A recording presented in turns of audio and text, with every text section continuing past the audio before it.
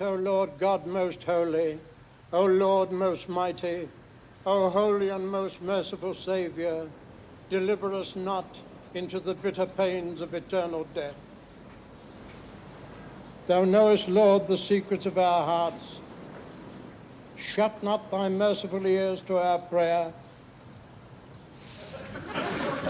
but spare us, O Lord most holy, O God most mighty, O holy and most merciful Saviour, thou most worthy... Oh, I wish they'd get a move on. There, Mort. There, love. If they don't hurry up, we'll miss bloody football results. Football results? Honestly, Mort, fancy thinking about football results when they're laying your poor dead wife to rest beneath the sod. She'd give you a shuriken of your life if she could hear you.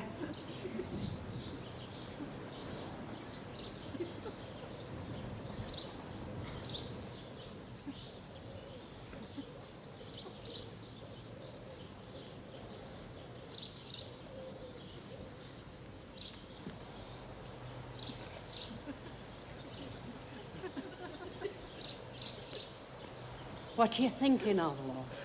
Memories? No, I was just thinking what a champion crop of onions you could grow at this soil.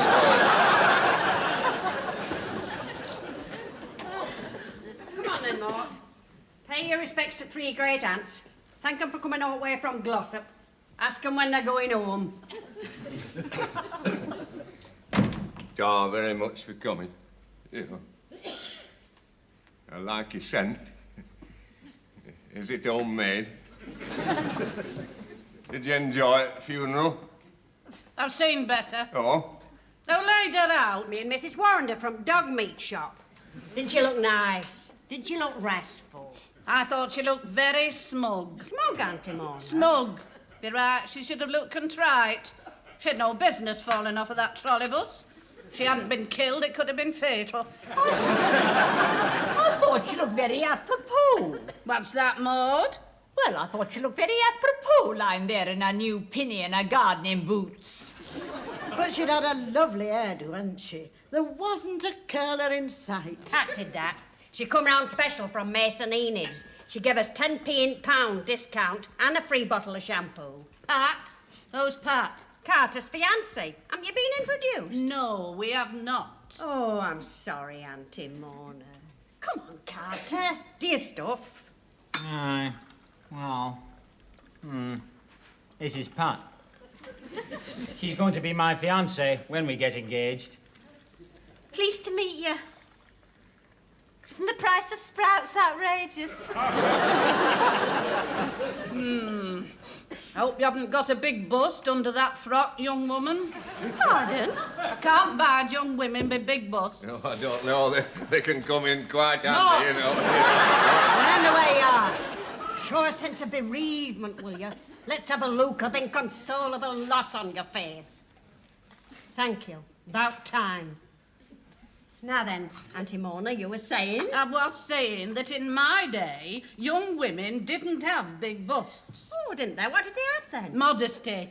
They waited till they was married before they had big busts and things like that. Oh, well, I don't think you need worry about a big bush with Pat, Auntie Mona. Anyway, our Carter's got it all well in hand. Now then, everybody. Dig in, come on. Stop! Aren't we forgetting something? Grace! On your hind legs, you. Come on, do your stuff. And let's have a look of reverence on your face.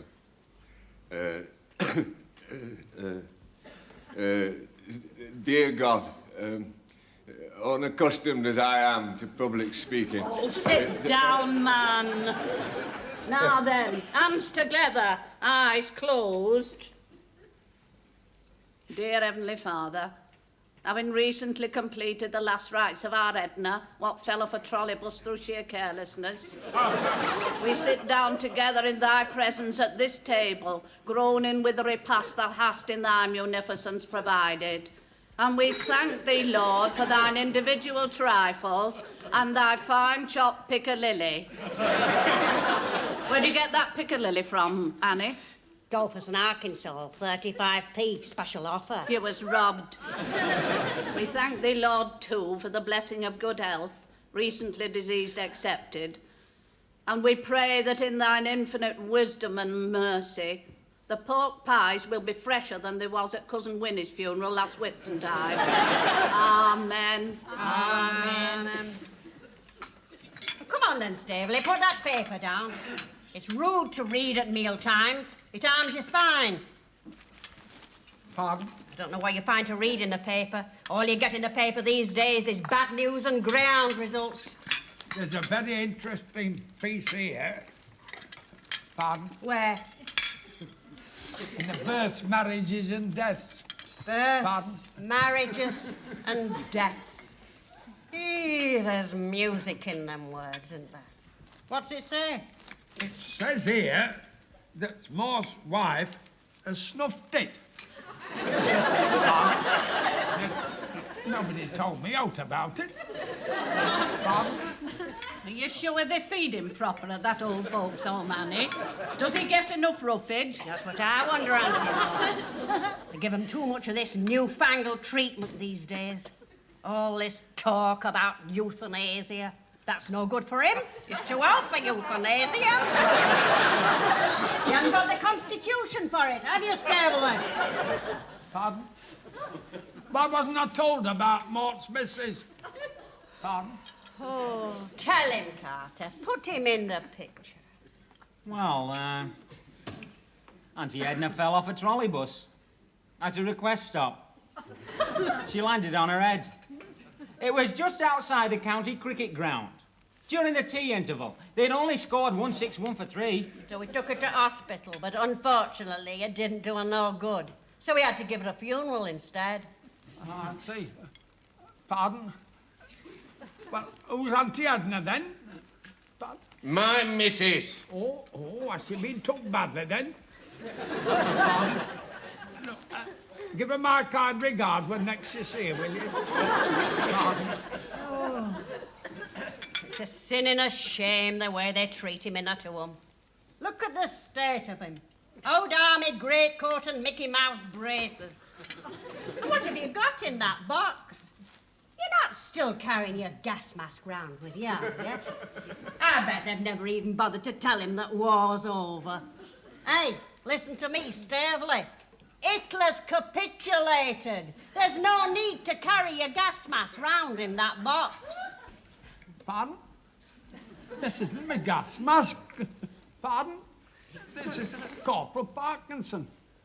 Pardon? Oh? Corporal Parkinson. Pardon? He's an old soldier. Pardon? These are his ashes.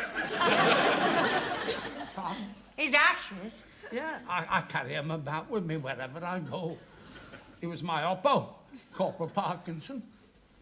Pardon?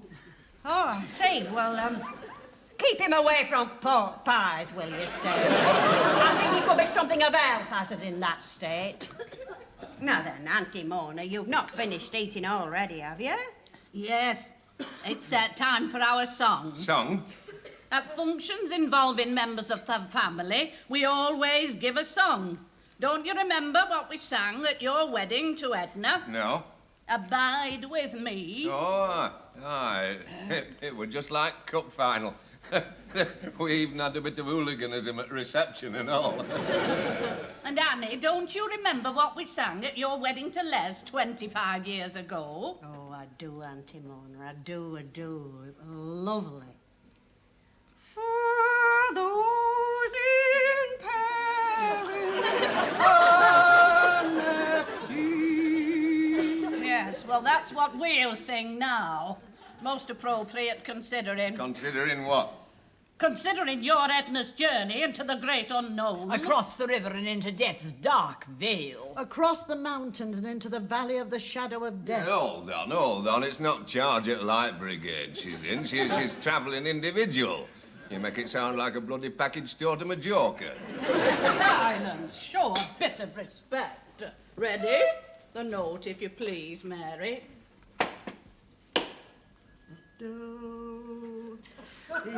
Eternal Father, strong to save, whose arm doth bound the restless wave. My God, they've been on tonic wine again.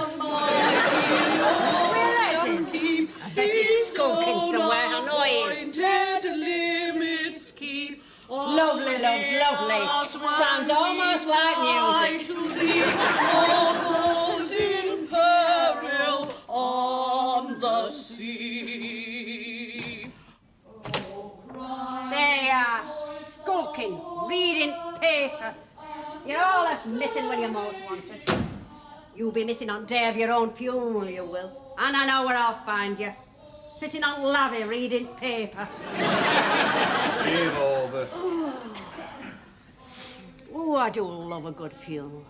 It makes me feel that romantic. All them pickled onions. Just listen to 'em singing in front parlour. They sang that at our wedding 25 years ago.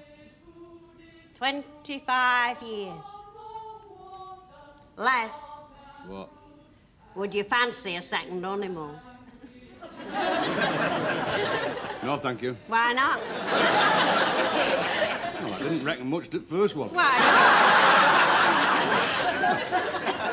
Breakfast were a disgrace. not? Breakfast aren't the most important thing on our honeymoon. There are other considerations. Such as? Well, you know. I don't. I haven't got a clue what you're talking about. Hey, Les. Do you remember first night of our honeymoon? Aye. I met Charlie Fernley just as we were crossing Mersey Bar. We were going to watch Jeff Duke in TT races. Lucky devil. I said to him, I wish I'm not talking about boat trip. I'm talking about our first night in the bedroom of the boarding house. Oh, that. Mrs. Plimsoll was kindness itself. She was more like a mother than a landlady. She'd give us ox-heart and fried onions for supper. Then she took us upstairs and showed us how to work the lavatory chain. Then she escorted us to bedroom door and she said, well then, get stuck in. Crying out loud, woman. Give it a rest, will you? There's no use skulking off. I want a definite answer from you. Do you or do you not want a second honeymoon? No. Don't prevaricate. It's our silver wedding this year. And on the day of the anniversary, we are going to have a service of rededication in the church where we was wed with full choir plus organ.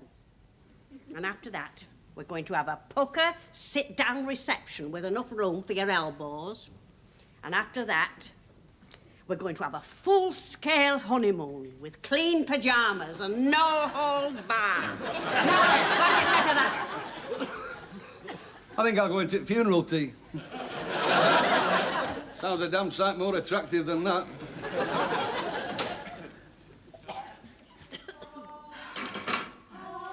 I'm disgusted with you, Carter Brandon.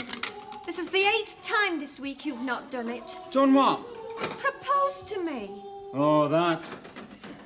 I mean, think of all the opportunities you've had.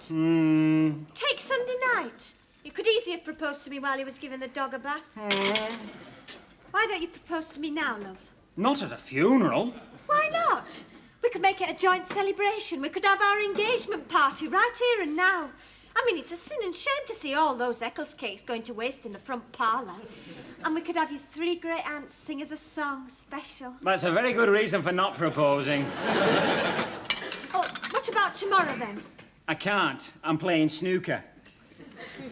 What's the matter, Carter? Have you fallen out of love with me? No, passes the pan scrub, will ya?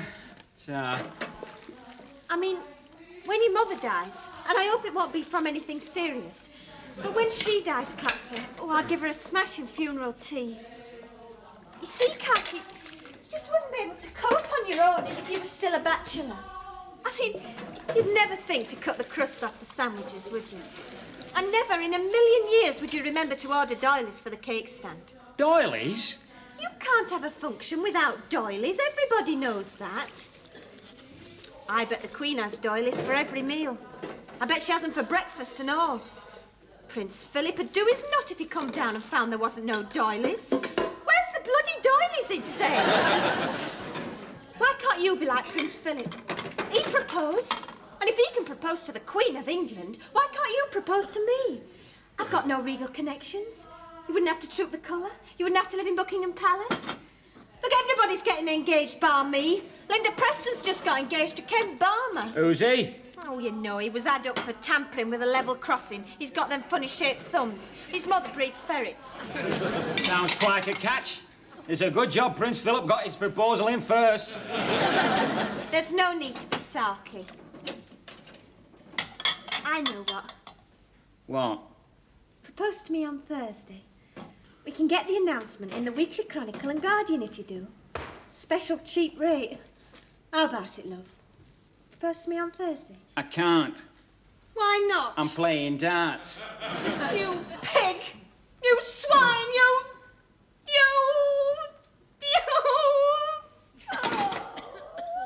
I love you, Carter. I do.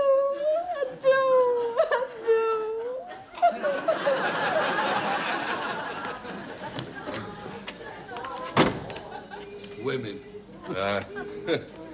Women.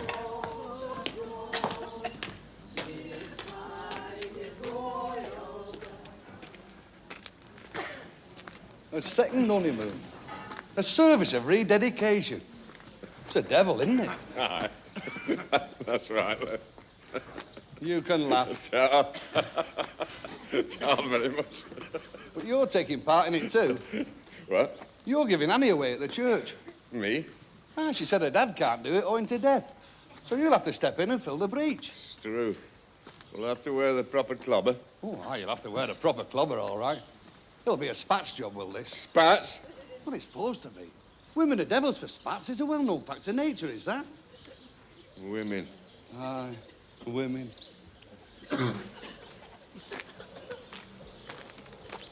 Which one? Yours or mine? I'm not having you on my allotment.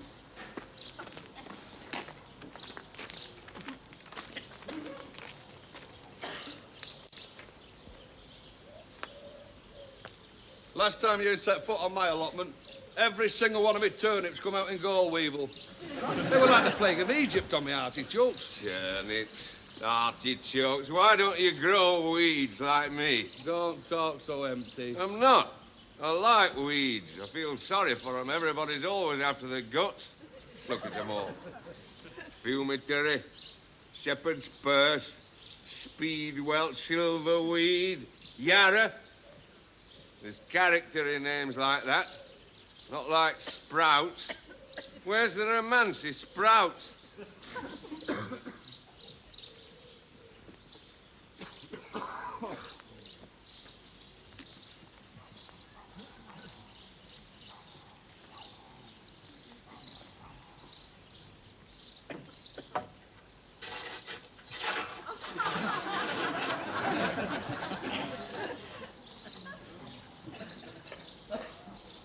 I like people to know when I'm in residence.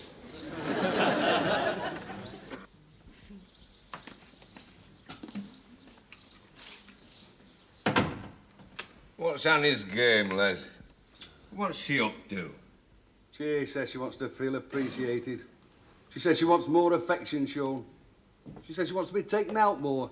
We once had a sheepdog like that. Well, when you come to think of it, you know, there's not much difference between women and sheepdogs, is there? I mean, they've both got long hair, haven't they? I reckon sheepdogs is more faithful. They're easier to house train and all. Do you know, it took Edna 15 years to learn to bring me my slippers when I come home from work. I can only think of one advantage that women have got over sheepdogs. What's that? They don't chase motorbikes. Your Edna didn't chase motorbikes, did she? No. No. Shall you miss her now she's gone and snuffed it? Oh, I forced to. She were a dab hand at plumbing, you know. God knows who's going to paint the outside of the house now she's back. Still, you've got your freedom now, haven't you, lucky devil? Freedom, aye. Freedom. You know what, Les? I'll be able to wear my cap at Sunday dinner now. Jammy chuff. Look at me, I've got a silver wedding to contend with. I've got to celebrate 25 years of never-ending, ceaseless, grinding, griping, conjugal bloody bliss. Conjugal bliss has got a lot to answer for at the history of the world's misery. What I maintain is, marriage wouldn't be half so bad if you could keep it in family. How do you mean? Well, I reckon Oedipus had got right idea. He wanted to keep it in family. I'll bet he wanted to marry his mother for sole and simple reason they were used to a cuking, and he knew she'd iron his shirts proper and not singe his singlets. Aye, you've got something there. I mean, regardless of the fact that she's my sister, I'd have married Annie if it weren't for the way she's always humming out of tune whenever she's dusting landing. Drives me mad, does all that humming. Precisely. And if you'd been her brother, like what I am, you'd have known all about it. You wouldn't have touched the idea of holy wedlock with a barge pole. You know, that's the trouble with marriage. 9 times out of 10, you find yourself marrying a total bloody stranger. Or a woman. Oh, aye, you can't keep women out on it. That's what spoils it all. Do you know why I married if it hadn't been customary to marry a woman? Who? King George VI. You could have done worse for your son. At least you'd never have gone short of a ticket for Lord's test, would you? Les, if I'd been available, would you have married me? I don't know. Can you darn socks and use a dolly blue proper? No. Ah, well, sod it then. If I'd have married you'd have sent me out to work looking like a bloody rag riser. Hey, up. You two are in dead trouble. Oh, so why? Me mother and the 3 great aunts are on the rampage after you. What for? To get you back to the funeral party. Oh, well. It had slipped my mind. It's funny how your wife's funeral can slip your memory like that, isn't it? What's the mood like, Carter? They've been rabbiting. Oh, that's all right. Women are always rabbiting. It's a law of nature, is that? Men have hairy chests and smoke pipes. Women rabbit. It's when they're silent, they're unpredictable and dangerous. Women. Now, don't let them trap you, Carter. Don't let them hem you in. Don't let them chain you up in marriage. You stand up for your freedom. Look what marriage has done for us. I'm useless about that. I can't even bend the bloody fuse. I don't know why they were invented. Oh, I do. What for? For the propagation of the species. Well, I never reckon much of that at the best of times. Vastly overrated pastime. All that grunting. Aye. Aye, but it's damn good exercise, though. The pundits tell us you get more exercise out of having your bit of nuki than you would out of playing all match of rugby league. Maybe. But rugby league's a bloody sight more exciting. There's more tactics to it. Yeah, I suppose you're right. I reckon flying ointment is the human reproduction system. How do you mean? Well, I reckon we'd all be a sight better off if woman laid an egg and sat on it for 9 months. Just to scratch it out. That's not a bad idea. It's a cracker of an idea. Just think, she'd be stuck at house for 9 months, sat on her egg.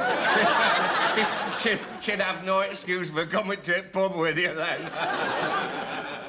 Aye, but she could always stick the egg into the oven for a bit, couldn't she? Oh, not with gas pressure what it is these days. Oh, you couldn't rely on it. Just think what'd happen.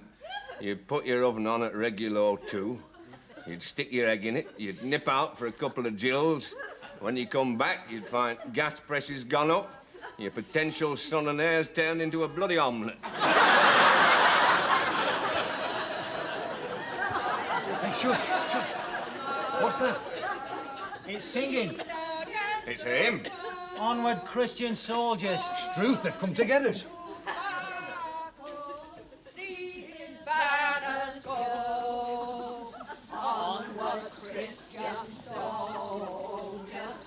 It's just like the Blitzes, this. Sitting under stairs, helpless, listening to the thud of the guns, the scream of the bombs, thinking to yourself, is this the end on it all? Is this the one what's going to finish off Outhwaite's brewery?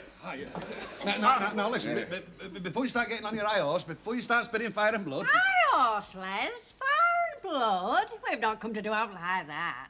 Oh? We've come to celebrate. Celebrate what? Well, we've seen your Edna off good and proper. We thought we might as well finish job and see you three off. See us off?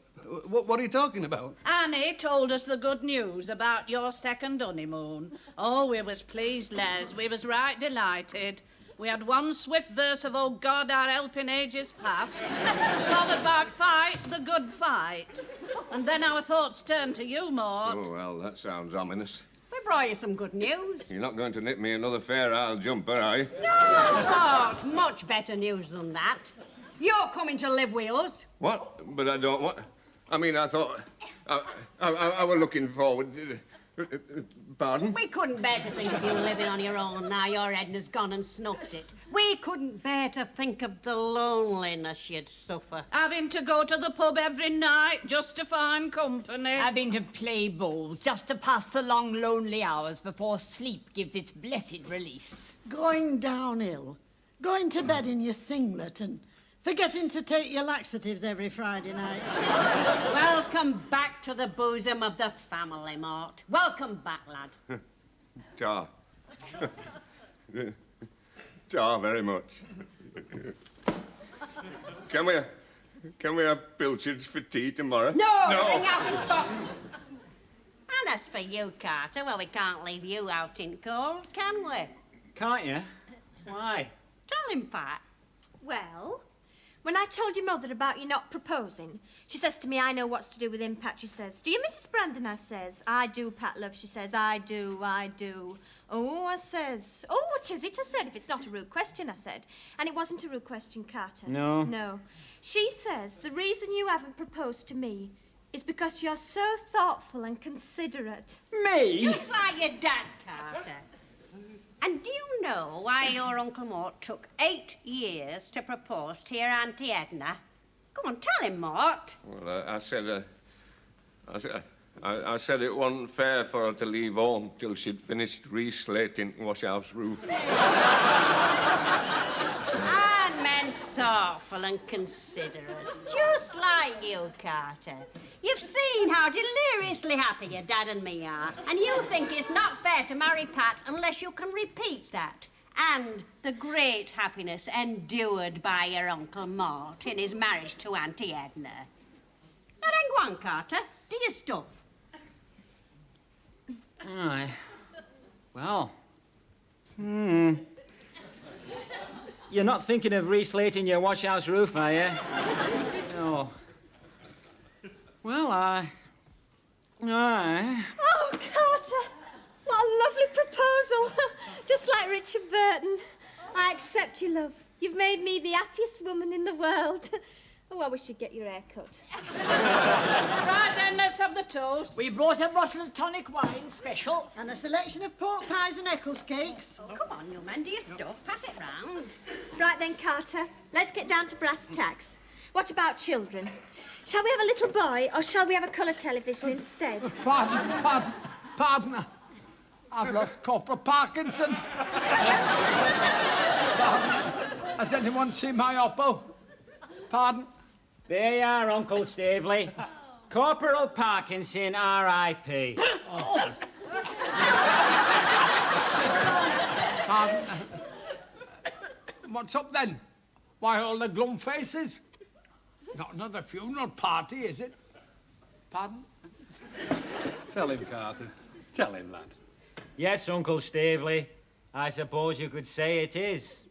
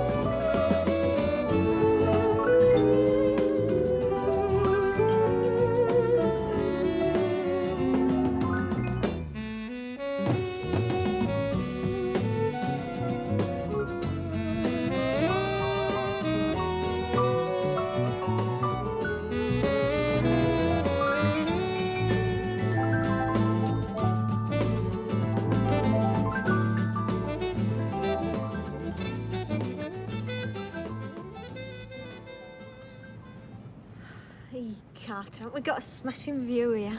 Aren't we lucky to have an home of our own in such a select area? Isn't it lovely to have a roof over your head? And your own front door you can lock behind you and shut out the world. Oh, you've no sense of visualisation. I have. I can see it all. The lounge diner with wall-to-wall carpets. The French windows opening onto a patio. And our next-door neighbour hanging out a washing. Carter.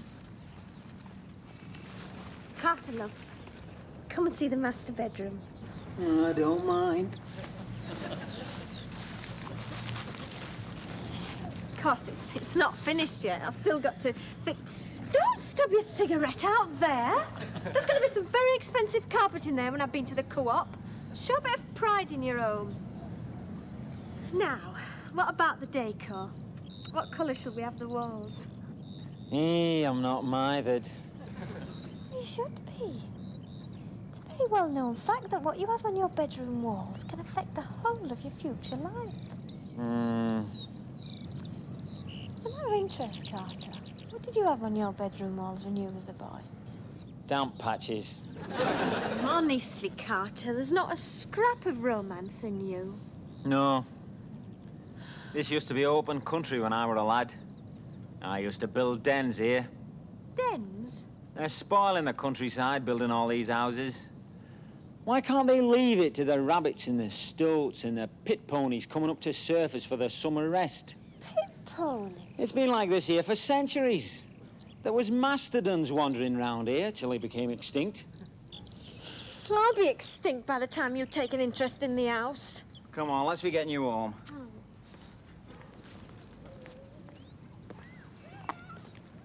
Hang on. Haven't you forgotten something? What? You've left the front door open, haven't you? There's no need to be sarky. You know, lads, this room's a disgrace. I know. I mean, look at paintwork. Look at cracks in ceiling. Look at stated wallpaper. That's what I keep telling Annie. But she'll not shift her bloody self and get to work on it. No. Women, they're born idle, aren't they? Do you know what, Les?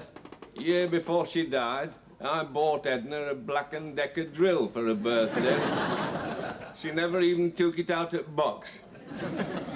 I bought her a set of spanners for Christmas. It took her till Easter to mandle.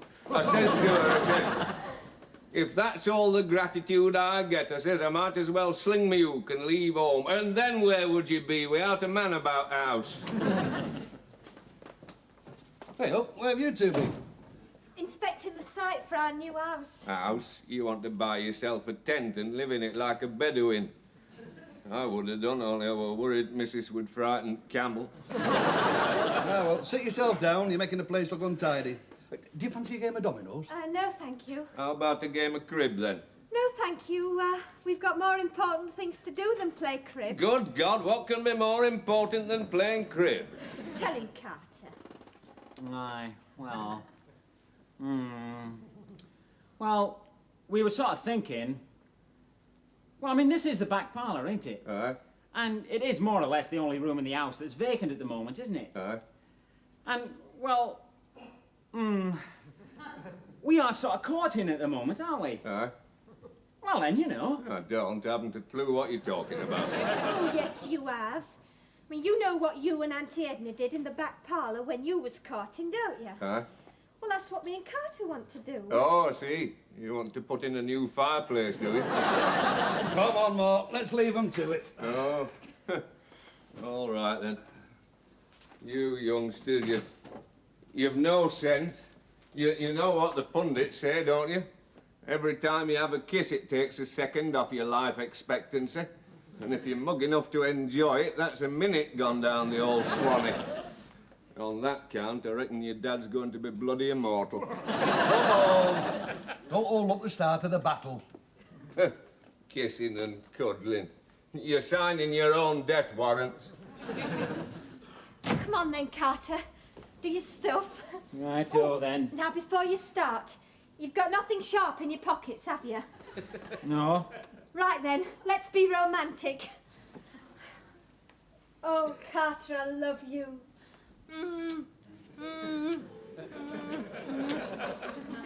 Well, you might show a bit of enthusiasm. I don't like enthusiasm. Oh, yes, you do. You always show enthusiasm when Linda Preston's around. No, I don't. Yes, you do. Don't argue.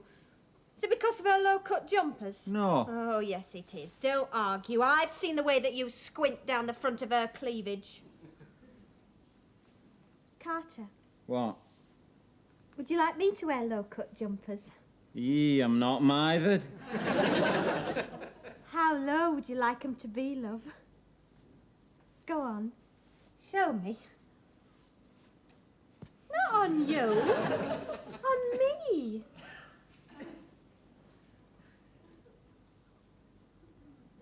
Oh, you rude thing, Carter. You'll have me walking around half naked. I look like something out of the world about us. Aye, well, Oh, Carter. Carter. Will you tell me something, Carter? Yes? Which do you like most? Pineapple chunks? Or crushed gooseberries in syrup? You what? What you on about?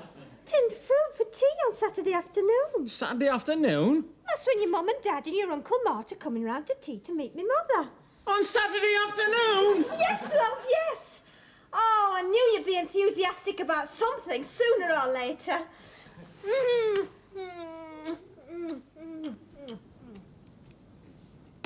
Saturday afternoon. What a time to go visiting. The lads are playing Wakefield Trinity Saturday afternoon. It'll be a bloodbath, with a bit of luck. Typical of women, is that? They've no sense of reality. They've no sense of practicality.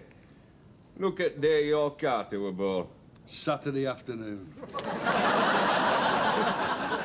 6 round at FA Cup versus Sheffield Wednesday. A 60,000 gate. Your dad and me stood on terraces. And then this voice comes over loudspeakers.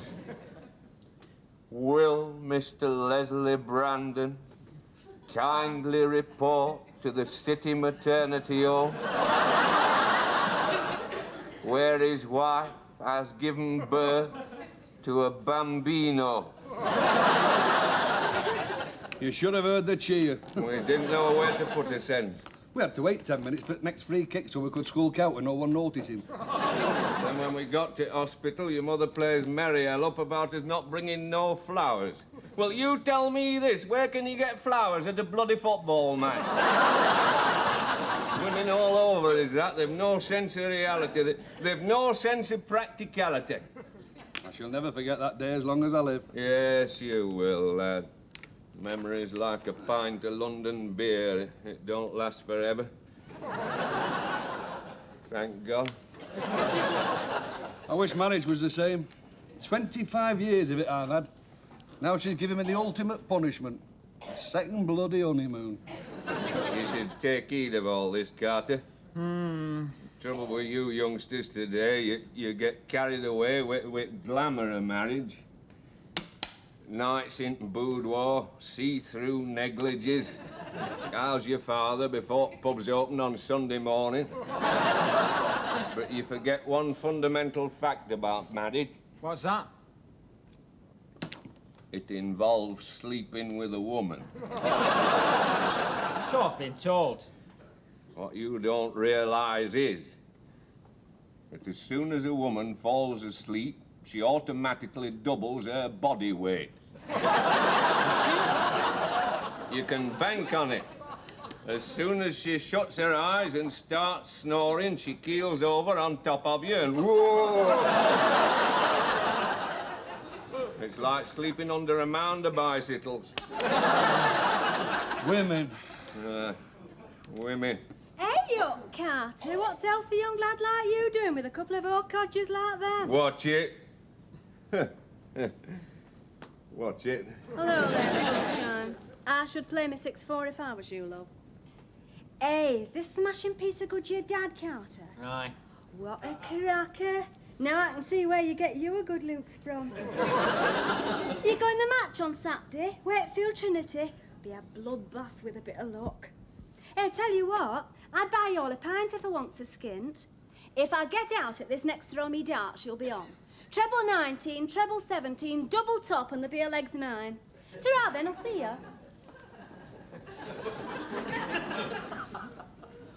She were right, you know. 6'4". I've beat you, Les. You have, big God. Hey, who is she, Carter? Linda Preston. Well, I'll give her one thing. She certainly knows a rugby league. And the dominoes. And she can suck pints like a good un. By gum, she's halfway to being my idea at perfect woman. And what's that? A bloke with big knockers.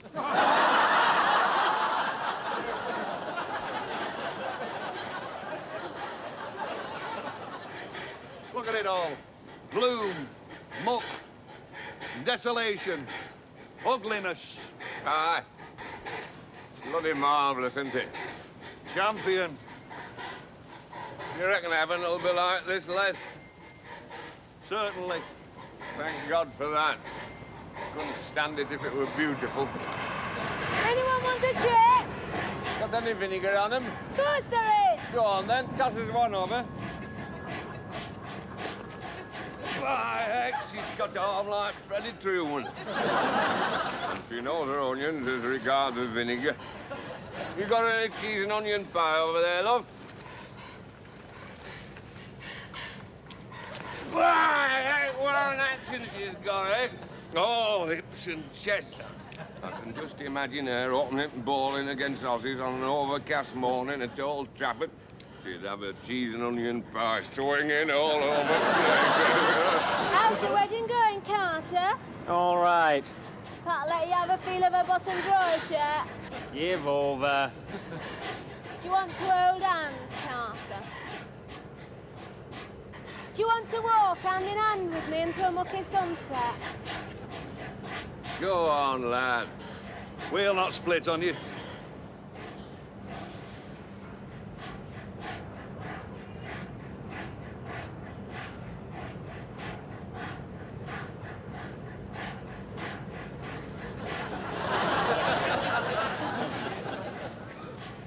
Now that's the way to all hands with a woman.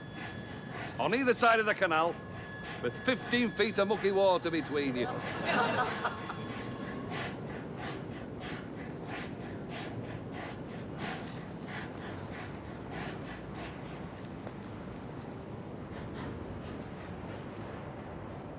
You mug, Carter. You chuff. What an opportunity you missed. If you'd have played your cards right, you could have had that chip.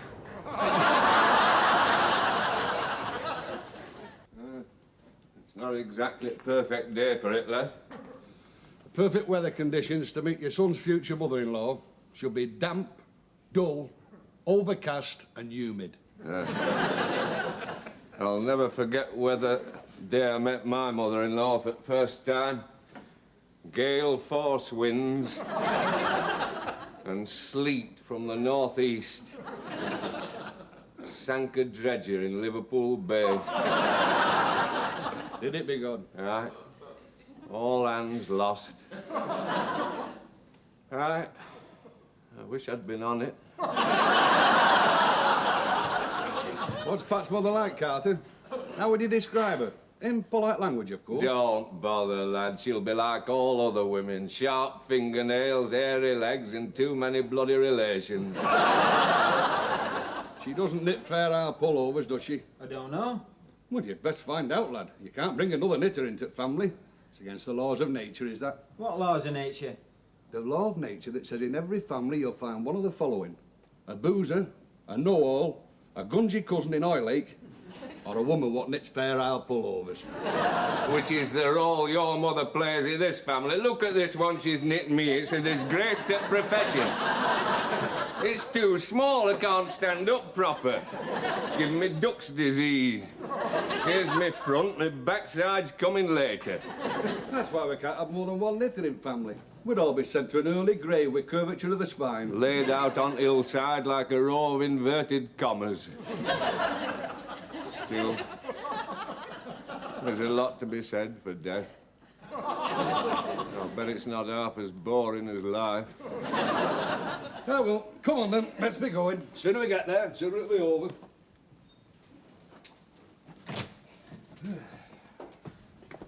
Come on, Annie. What are you doing up there? From the time it takes your mother to get ready, I could relag the cockloft. Why she bothers is beyond me. I mean, she's no oil painting, is she? None of us is in our family, Les. If we was hung for as good looks, we'd all die innocent. Hey, up.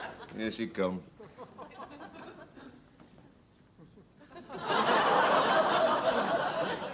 Well. Well, Well, what? I'll do a look. All right. All right. Is that all you can say? All right. Look at me. Don't you notice nothing about me? You're not wearing my string vest, are you? Wearing a new twin set. I can tell you didn't knit it yourself. Ow. It fits you too well. As it happens, it doesn't. It's got duff armpits. That's why I got it reduced 50p at Francine's Fashions, Pontefract Road. I hope Pat's mother doesn't notice. Is she a very observant person, Carter? She can't be, or she wouldn't let her daughter marry him. Thing to say about your own son. I think he's a marvellous catch for a girl. There's not many young men of his age still got the Meccano set intact, I'll tell you. Then shut yourself. Go on, we don't want to be late. We don't want our boiled ham curling up on plates, do we? Go on. You see what I mean, Carter? The crafty devils is women. They never knit out for the sens. They save it all up and inflict it on us men. Look at me. Classic case of duck's disease. Come September, I'll be a full molt and you'll be feeding me on sage and onion stuffing.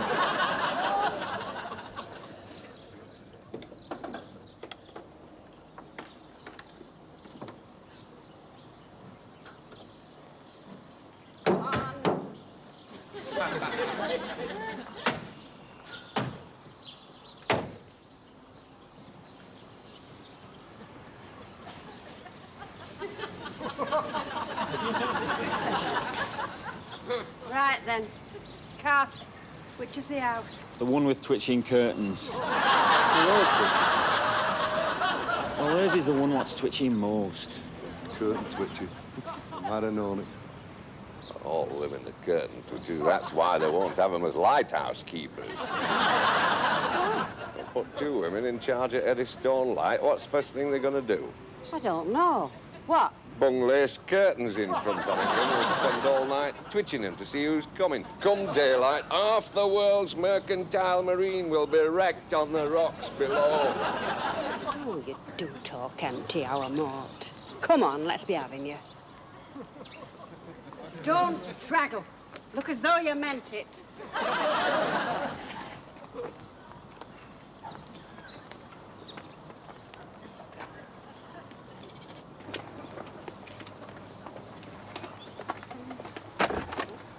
How do you do? You're very welcome. You're only 8.5 minutes late. Oh, you're not being a nuisance. I'd have had to get tea regardless. Oh, come on, you men. Don't be backward in coming forward. Oh, and see here, would you wipe those dog's ears off before you come in? You see, Mrs. Brandon, I'm very allergic to allergies, I am. That's why we had to have the cockatoo put down. Poor soul. He had some very amusing ways with his cuttlefish bone, did Cocky. Isn't it funny the way birds have feathers? Oh, come on, there's no need to make a meal of it. Come in. I'll not bite you, even though I've got all my own teeth.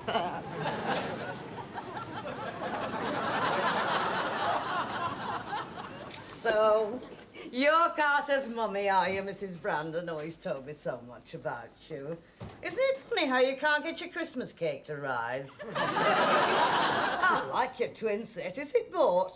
Oh, isn't it a pity about the armpits? And who's this one, skulking in the shadows? Is that your daddy, Carter? Yes.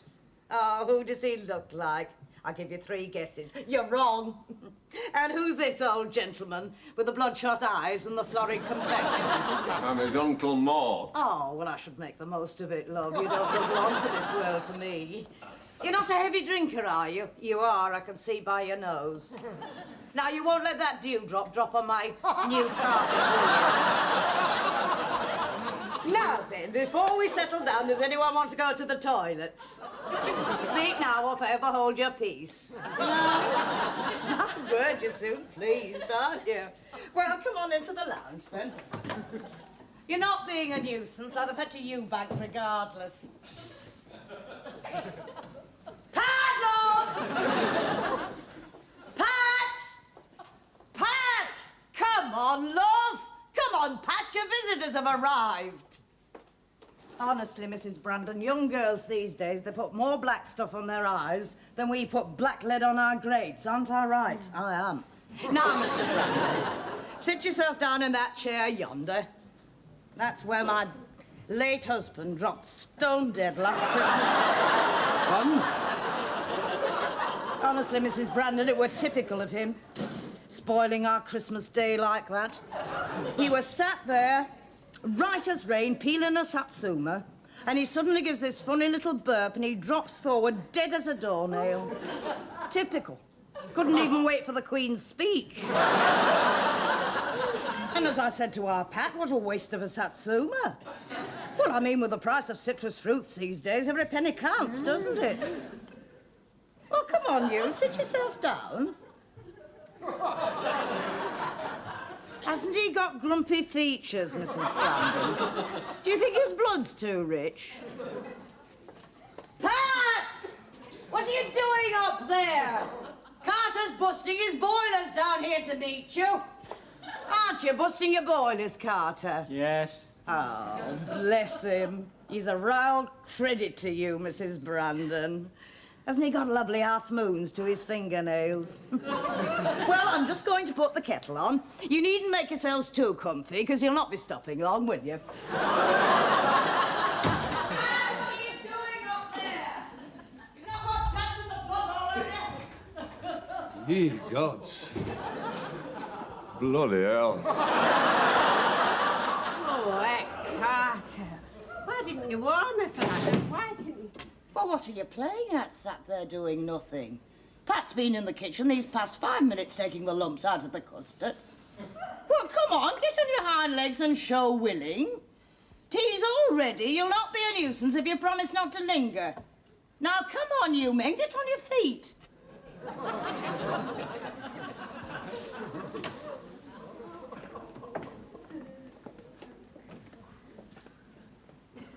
If only I'd been stood here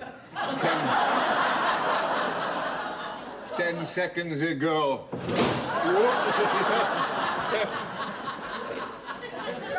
Has everyone finished? Has everyone had enough? Good, then we can start siding the things away. Hold on, I've not finished yet. I beg your pardon? I'd like another slice of bread to dunk in my pears and custard. Another slice of bread? Good gracious me. Don't you know there's a famine at the other end of the world? There's a bloody famine at the other end of your table, Mrs. Starved. Shut up. Oh, aren't men argumentative, Mrs. Brandon? Oh, I don't know, Mrs. Partington. I've never made a murmur when I arranged our second honeymoon. Second honeymoon? Mr. and Mrs. Brandon are celebrating the silver wedding, Mother. They're going on a second honeymoon to Douglas, Isle of Man. Isn't it romantic? Second honeymoon? Well, I never. I'd have thought that was a complete waste of time myself. What are you inferring by that? Well, I think all honeymoons are a waste of time, Mrs. Brandon. I know mine was. My late husband went down with German measles on the second night. Lucky devil. I beg your pardon? No, pardon? And I said to our Pat, never mind honeymoons, you want to stop at home and save the money. The money doesn't matter, Mother. It's the romance. Oh, romance. A honeymoon is just an excuse for unbridled lust and passion.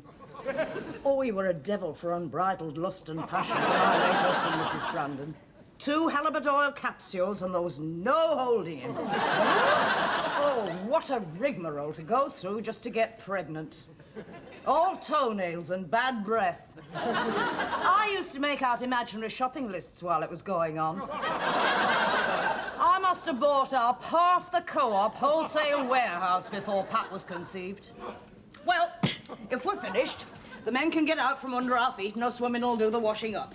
You can take the sink, Mrs. Brandon. I mean to say, it doesn't matter too much if that twin set gets all splashed and stained, does it? Come on, you, shift yourself. Oh, now, before you leave, does anyone want a laxative? No? My word, you're soon pleased, aren't you? Now, don't make yourself too comfy in the lounge, because you'll be going home as soon as we've done the washing up.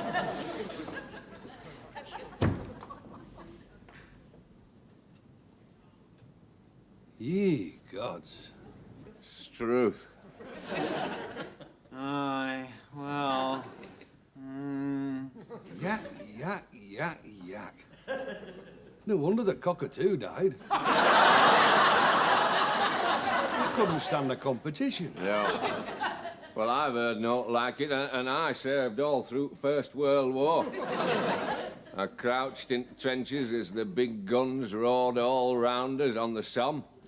I heard the scream and chatter of German machine guns at Mons, but never, never have I heard a noise that struck such terror in my heart as that woman's voice. On and on and on. She must have been vaccinated with a bloody gramophone reel. If we'd had that voice on our side in 1914, we'd all have been home by Christmas. Kaiser would have thrown in the towel and the whole history of Europe would have been rewrote. We wouldn't have had none of this progress. We'd still have had trams running down High Street. You'd still have had the blue ribbon of the Atlantic. You'd still have been able to get a good dollop of horsemuck for your rhubarb. There'd be no jet planes, no telephones, no income tax, no Eddie Waring. No Petulia Clark. Aye, she's got a lot to answer for as Pat's mother. Still, never mind, Carter. There's no need to look so glum. No? Why? Well, wedding will never go through now. Pardon? Your mother's just been outgunned by Mrs. Partington. I've never seen her struck so speechless. Last time she never said a word for 5 minutes was, it was in the summer of 1949 at Morecambe, when she got half a mackerel stuck down her throat. Women don't like being outgunned, Carter, particularly when it comes to yakking. She'll not stand for a better yakker in the family. No, she'll be out there now making all arrangements to cancel the wedding. In 10 minutes' time, lad, you'll be a free man again. You'll be down at the boozer with a pint of Outhwaite's best bitter in one hand. And Uncle Linda Preston in other. Right then, it's all settled. Mr. Martin, it's all off, is it? Going down to the boozer, are we? I beg your pardon? What are you talking about? What you've settled? The rewriting of the old history of Europe. I'm not talking about that. I'm talking about my friendship with Mrs. Partington. Friendship? Yeah, that's what I've settled. Oh, we're going to be such good friends, Les. I know she talks a lot, but once I get used to her tactics, I'll more than hold me own. I thought you didn't like her. Whatever gave you that idea, Maud? All women like each other deep down. When they find that they've got something in common... What have you got in common with her? Knitting. Knitting? Fair our pullovers. Ye gods. We've decided to abandon Tenny for this evening, so you can just settle yourselves down for the evening and start picking out the pullovers that we're going to knit for you. And after you've done that, you can help us wind some more, and after that we'll have a hand of whist. There's no need for you to settle yourself down, Carter. You're going to go with Pat and have supper with her Auntie Hilda. Oh, has Pat got Auntie Hilda? Nice sister, Mrs. Brandon. Lovely soul. She's just got one fault. Oh, what's that, Mrs. Partington? She talks too much. You know, when I'm with her, I can't get a word in. Excuse me. I simply can't get a word. Excuse me. Yes? Have you got a pattern for a shroud there?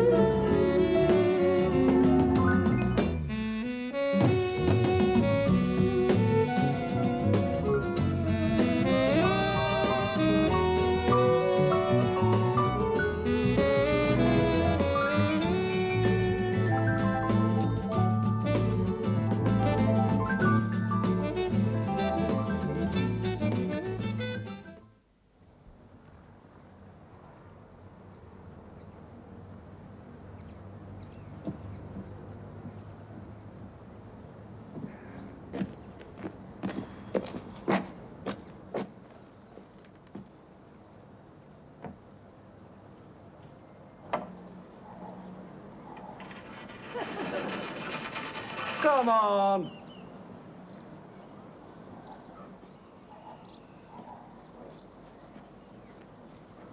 Next thing I'll be wanting a brigade of Gurkhas on sentry duty.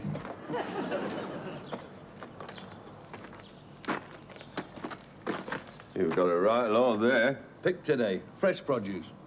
What produce did you get off your allotment? Oh, not a bad crop today, Les. Blunt bulldog clip. Dead toad.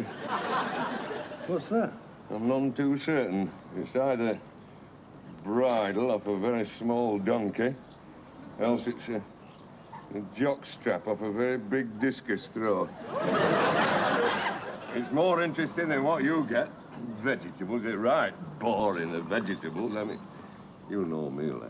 I like being bored. It's meat and drink to me. It's why I get on so well with you. But the vegetables, they look so bloody smug about life. Give over. No, it's true, is that? There's naught it will look so smug and conceited as half a pound of parsnips.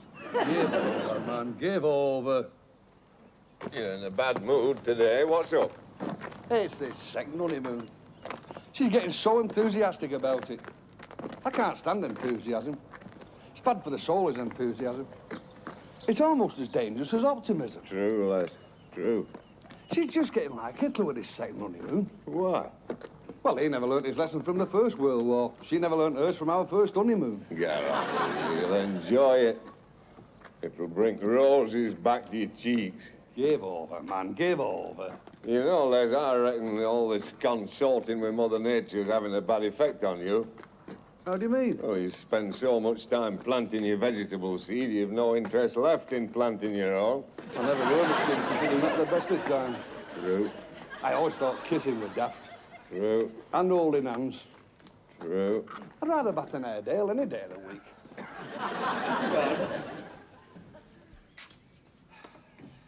About time you were in. Just coming down the road now in Carter's car. Now listen to me, Les.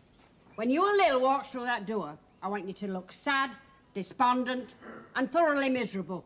I already am sad, despondent, and thoroughly miserable. Why? The thought of our Lil coming through that door. Honestly, what a thing to say about your own sister. There's her husband still laid warm in his grave at Barnsley next stop. Barnsley next stop? Where's Barnsley next stop? Where our Lil's husband has his final resting place. I never could remember the name, but that's what Guard used to shout when we got off train. Barnsley, next stop.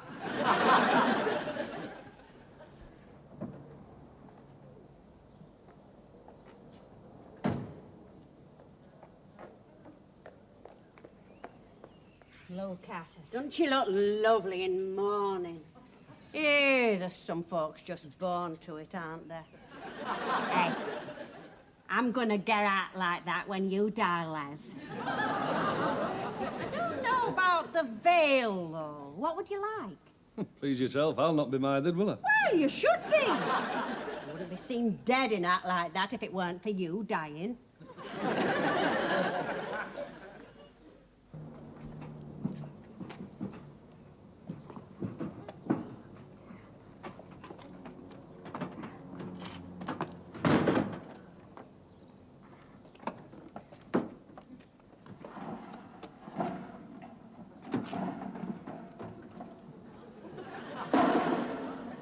Truth, what she brought with her? Just a few little personal effects, I suppose. Personal effects? It looks like she's been stocking up for a siege. She's not been raiding that furniture repository, has she? You do talk empty, Mort. And the both of you, get outside and help our Carter with the luggage. We can't have him ruptured just before his wedding. Poor Lil. She's had such a tragic life. I don't think she ever got over seeing Eddie Waring in the flesh.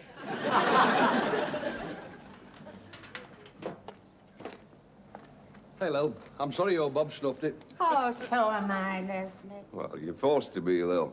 You have to look for a new crib partner now. Oh, there'll never be another one to equal my Bob.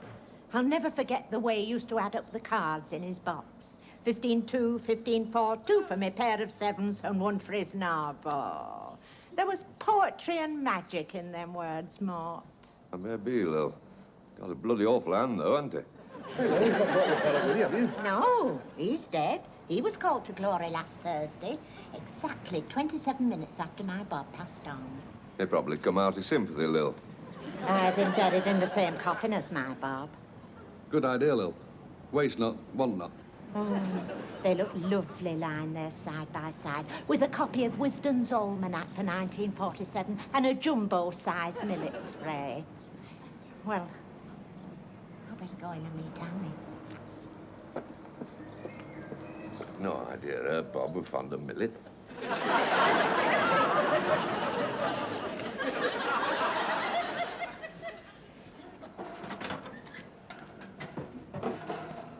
Annie? Oh, it was a lovely tea, Annie. My Bob would have loved it. He always was very fond of sardines and damson jam. Bless. How did he die, love, if it's not too personal a question? In an accident with a grand piano. Fancy. Still, his family always was very musical, weren't they, Lil? His father got trapped in a xylophone in Sunderland. It took them 3 hours to cut him out. He played them selections from the Student Prince while they were doing it, and he could only move his elbows. Don't go on upsetting yourself, love. Here, why didn't you tell us sooner that your Bob had been and gone and died? We'd have loved to have come to funerals. I love a nice, weepy funeral, especially in summer when you don't have to wear your Wellingtons at graveside. Well, thank you very much, Annie, but I didn't want no one disturbing me in my last moments with my Bob. Bless him. Was he cremated, Lil? Yes. You did right, love. Your Bob never could stand cold, could he? Oh, the minister gave us ever such a nice address. He looked down at me from the pulpit and he said, hands together, eyes closed. Oh, Lord, we commend to thy mercy thy son, Wilfred Albert Tattersall. So I opened my eyes, put my hand up, and I said, excuse me, but are you talking about the right corpse? I said, I don't want to be a nuisance, but my corpse is called Robert Fulken Nansen Battersby. Oh, dear, he said, I've done it again. Well, I shouldn't hold it against him, Lil. I mean, it might have been husband to you, but to him it was just a job of work. Yes, and it must be very repetitive, mustn't it? Ah, but he's got security, Lil. There's never no shortage of raw materials in that job. Oh, no. I never thought of him as raw material. Oh, he made a beautiful picture in the crematorium. I took along his favourite gramophone record to speed him on his way. Now, what was that, Lil? CWS Footwear Band under Harry Mortimer. Oh, very fond of brass bands was my Bob.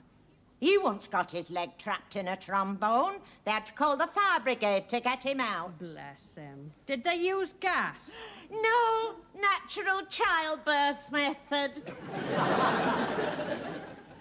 Oh, I can see his coffin now, sliding over them little rollers, slipping through the red velvet curtains into the fiery inferno below. Gone forever. What a way. Not if she'd nipped behind scenes and got his ashes. She could have used him on that garden of hers. That's right, Lil, and you could have thought of you, Bob, every time you'd had goose gogs and custard. Yes, but I don't like gooseberries. They make my teeth go on edge. That's what your Bob did to me. Nah, then, Lil, don't pay no heed to him, love. Your Bob never made no one's teeth go on edge.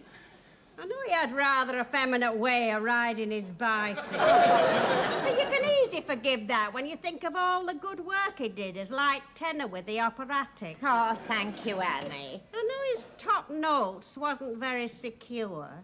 I know he wasn't a very dashing Nanky Pole.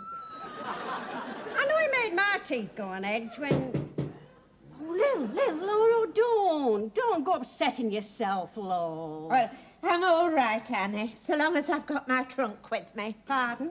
All my memories are in this trunk, and here is my past. This is my treasure chest of memories, and I want you all to share it with me. Well, I hope your past's not too long, Lil. We've got a bowls match in half an hour. Oh, memories! Now, this is one of the first memories of my Bob. Oh, isn't it lovely? Isn't it gorgeous? What is it? It's the coat my Bob wore in his pyjama trousers on the first night of our honeymoon. See, didn't he bother on second night? Oh, now this is something I really treasure. This is the puncture outfit that my Bob took with us when we went on our first tandem tour of the Lake District. Oh, we had some right lovely punctures on that holiday. Oh, now this here is a piece of the lino from our nuptial bedroom in the first house we had in Hunslet, Yorkshire. Isn't it lovely? Isn't it gorgeous? Isn't it right interesting, Les? Oh, aye. What do you think, Mort? Aye.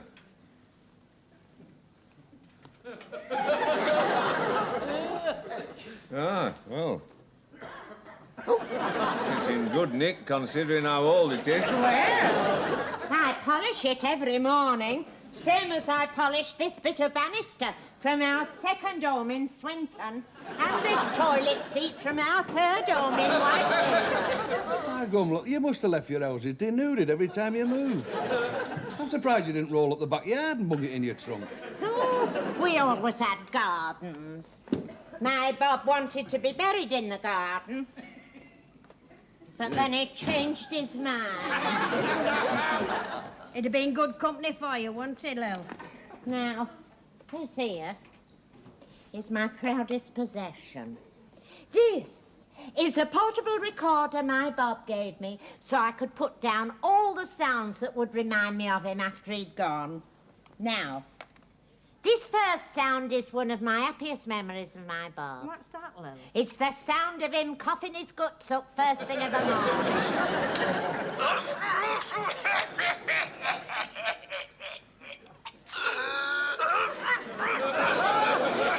Oh, God, Lil, it's as well that grand piano carried him off. Not have lasted long with a cough like that, would it?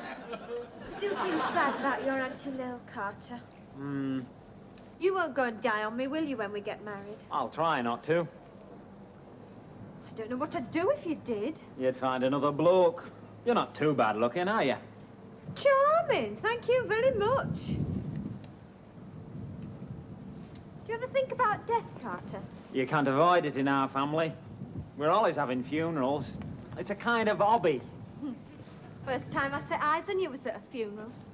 You was a pallbearer for the manager of the Co-op cake shop. He looked ever so romantic carrying that coffin. You must have very steady shoulders, Carter. I mean, you only dropped one wreath off that lid, didn't you? Aye, it were that one shaped like a slice of Battenberg. Do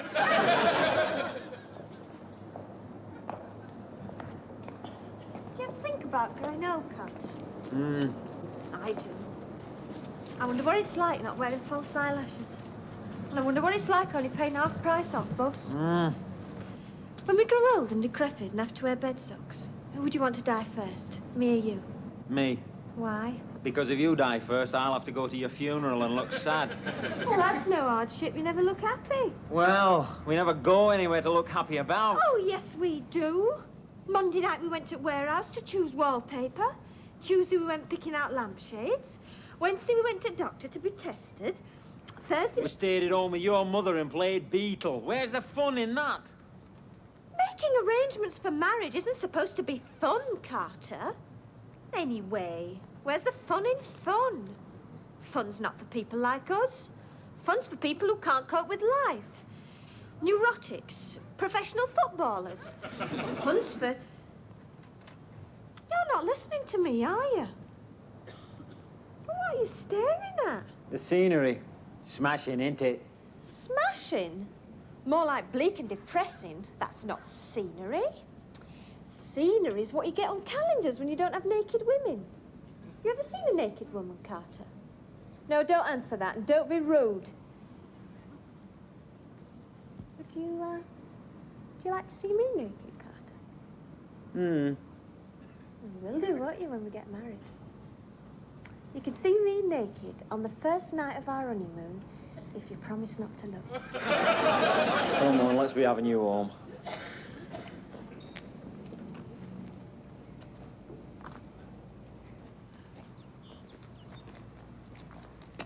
Hey, up. He's in residence. I'll nip over and see if I can catch a mug of tea. Oh, good idea. I could just do with one. Not you. I beg your pardon. Women are not allowed in allotments. Why? For the same reason they're not allowed on fishing boats. They bring bad luck and calamity. Ta-ra, see you later.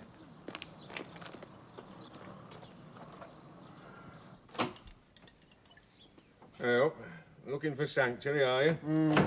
Sit your hand down, I'll pour you a mug of tea. Oh, would you prefer it in a jam jar? Mug'll do.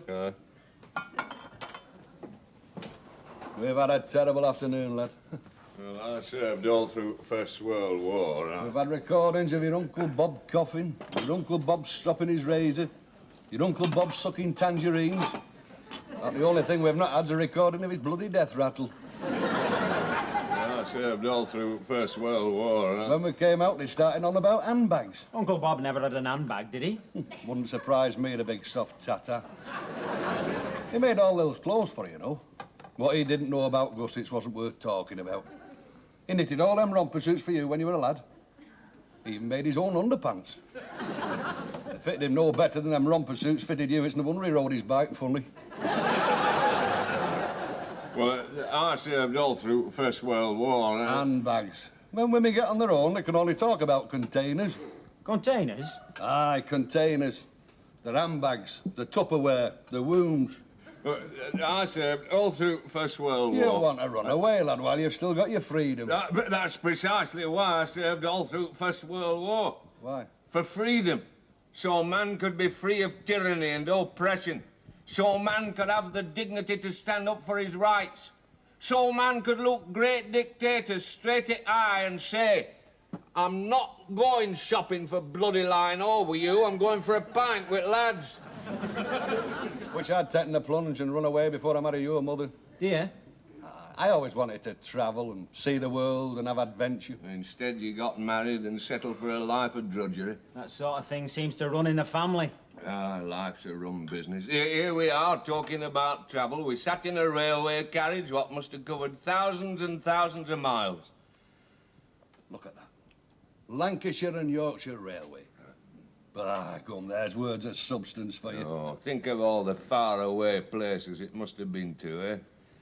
Miles Platting, Todd Lane Junction, Pontefract High Level. Them names bring tears to your eyes. If only we could put wheels on this carriage and hitch it up to some great steaming, snorting loco. Just think of marvellous places we could go to. Not with our luck. Before we got past the compost heap, there'd be a bloody derailment. Listen to me, Carter. My father only ever gave me one piece of advice, but it was one of the finest tips I'd ever heard. What was it? Never marry a woman with a bad cough. On certain occasions, it can be very painful. Now, I'm going to give you a piece of advice. What's that? Well, if you won't run away now while you've got your chance, for God's sake, when you get married, remember this one cardinal rule. Never let your wife buy you singlets with buttons on. Why? Because they rattle when you sup your ale. Here, talking of supping, we'd better get back for Lil's treat. Lil's taking us all out for a drink, Carter. Oh, where? Shudder to think. Judging by this afternoon's performance, it'll probably be a crafty half back at mortuary.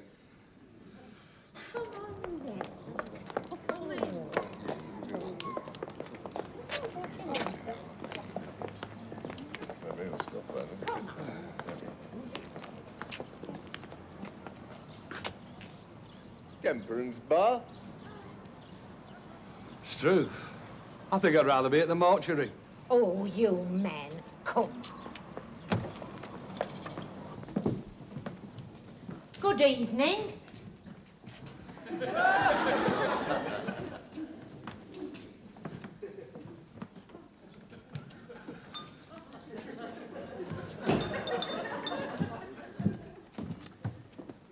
Well, then. Aye.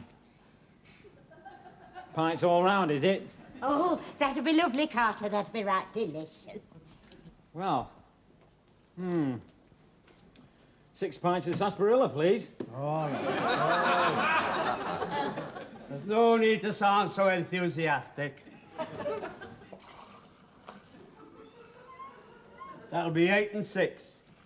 Or to you, 42.5 newfangled p. Well, if it tastes as good as it sounds, it mightn't be half bad. Nothing tastes as good as it sounds these days. Remember the beer we used to get in the old days, Mort? Oh, now that had a sound with it.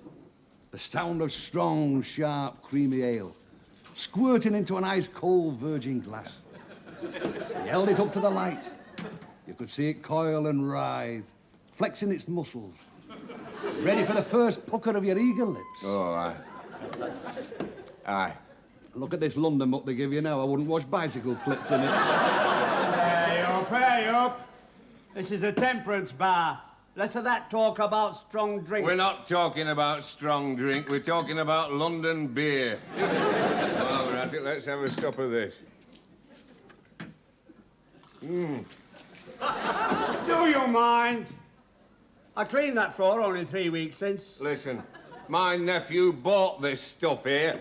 As his uncle, I'm legally entitled to put it on floor at my discretion. And at my discretion, as owner of this bar, I'm legally entitled to turf you out. Here, lads, hold this a minute. Now, you men, no quarrelling. Let's drink in an atmosphere of peace, tolerance and goodwill to all mankind, except people who ill-treat circus animals.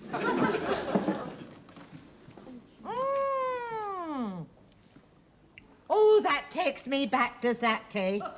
Oh, we once went on a hike, my Bob and me, before we were married. Well, he brought along a stone pitcher full of sarsaparilla and he put it in a stream to cool. Well, when he took it out, it was so cold you could scarcely bear to touch it, and it was so heavy he had to lift it up to my lips. Aren't you going to wipe the top, he said, after I'd been drinking from it. Ooh. I looked him straight in the eye, and I smiled, and I said, ever so soft and quiet, all right. No sense in catching food poisoning, is there? Ooh, I can remember that sip to this very day. Wish I'd been young in them days. Oh, I don't. Oh, and why not? Well, everything was so old-fashioned then. It wasn't all modern like it is now. Stone pitchers. Got disposable bottles now, you know. Quite right, Pat. And you got a very bad class of dirt in them days, too. Look at the dirt these days. It's much more up to date, is dirt these days. And what about you two? Is there anything you miss about the old days? The smell of electricity dribbling off damp tram wires. Sound of a lurcher dog panting from the summer heat. The sound of a barmaid's voice giving a woman a sharrikin for coming into a men-only bar. And why would you like to have been young in them days, Carter? Well, things was so simple somehow. Yes, but they was hard times. Exactly. You didn't get frozen mushy peas in them days. I know, but in them days... Well, in them days, you could go out for a day into the country and you'd never feel hemmed in. You'd never look at the countryside and say to yourself, aye, that's champion. But next time I come out here, it'll be smothered in rows and rows of semi-detached houses and clinics for pregnant women. Now look at this bar. I bet it were packed to the doors in the old days. Oh, it was, Carter. You couldn't hear yourself burp. How long will it stay as it is? How many people want it as it is? Not me for a kick-off. Pardon? I've been condemned. I'm compulsory purchase. I'm due for demolition. This time next year, all this lot will be gone, all pulled down. And where you're stood now, there'll be a takeaway Chinese chip shop. Good riddance and all. I've got rats in my cellar as big as Lakeland terriers. Rats? Well, if we have to postpone our wedding, Carter, due to bubonic plague, don't blame me. Oh, whatever did you bring us here for, Lil? These glasses are as damp as old Nick. Did you wear them proper? I brought you here because of my memories. Now, when you're demolished, do you think I could have a patch of your floorboards as a souvenir? I can have all bloody lot as far as I'm concerned, missus. You better make a start on roof now, Lil. Save Councillor Bobatui demolition fee. I shall put that patch of floorboards in my trunk with all my other memories. And when I die, Carter, I want you to have them so you can cherish them and think of me with love and affection. Oh, I'm afraid that's out of the question. Oh, how's that? Well, when we move into our brand new modern Danish ranch house style bungalow, we'll have no room for junk. I beg your pardon? Oh, no offence. But modern houses aren't designed for memories, are they? I mean, memories are only for people with damp attics, aren't they? You know, young lady, you put me very much in mind of my Bob. Do I? Why? Because he was very much like you. Narrow-minded, no imagination, excessively house-proud. In fact, all in all, a thoroughgoing wet letty. How can you say something? How can you talk like that when you've got a trunk full of bad cloths and toilet seats? Yes, well, I kept all these for one reason, to remind me, after my Bob's death, what a big soft tatar he was. You mean they kept a trunk full of clobber for that, Lil? I could have told you willingly any time you like. Well, what did you bring us here for, Lil, if it weren't to remind us of you or Bob? Because this is the place I was proposed to in. Precisely. This is where your Bob... Oh, asked no, you my to- Bob didn't propose to me here. This is where I was proposed to by Edwin Catterick. Edwin Catterick? Wasn't his dad an inspector at tramways? Yes. Didn't his uncle breed lurchers? Yes. Didn't his mother serve in men-only bar at Rusty Compass? Yes. And you said no? Yes. Oh, I shall never forget what Edwin said to me that night as we stood here sharing a chunk of licorice. Come away with me, Lily said. We'll see the world together, you and me. Oh, we'll have such adventures. And what did you say, Lil? I looked him straight in the eye and I smiled and I said ever so soft and quiet, "Isn't it funny how your tongue goes black sucking licorice?" I never saw him again. Take my advice, Carter. Don't get hemmed in. Go out and see a bit of the world while you can. There's a whole universe out there waiting to be explored. Oh, they tell me that Miles Platting can be quite nice when the sun shines. Well, now, if you'll excuse me, I'll go outside and wait for you by the undertaker's with my memories of Edwin Catterick. Well, I've never been spoken to like that in all my life. And why did you sit there gawping? Why didn't you tell her how excited you was about the new pelmets for the master bedroom? Hey up! Somebody's been knocked over. That's fourth one this week. Oh, aye. Looking at soles at feet, I'd say it's that lady that just went out. Oh, Lil! Hey! Lil! Lil! Lil! Oh! Not another funeral. Not more boiled ham and piccalilli. Come on, we better go and see.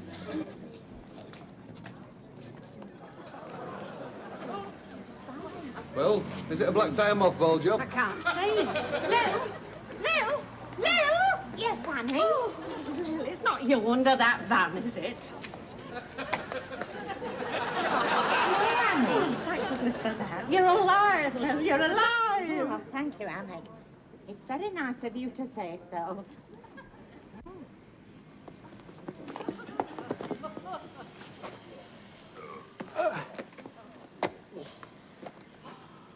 Edwin Catterick. I'll be jiggered. It's Lil. Oh, we thought you were dead under there, Edwin. Oh, no, I swerved to miss a cat.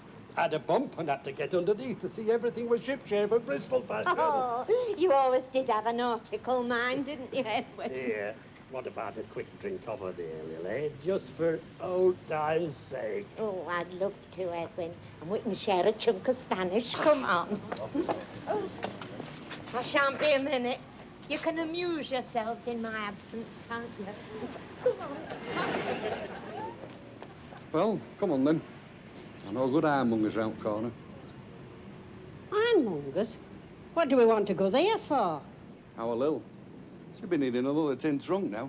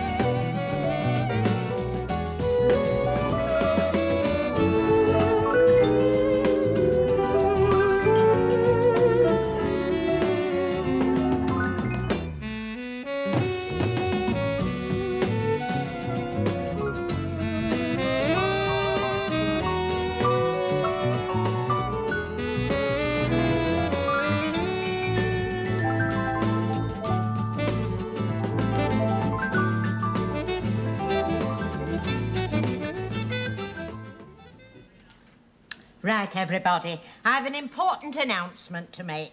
Now, hands up those who know what it is. I'll give you a clue. It's to do with death. Oh, Yes, Mort? you're going to take up Crown Green Balls. Crown green balls? What's that got to do with death? Everything.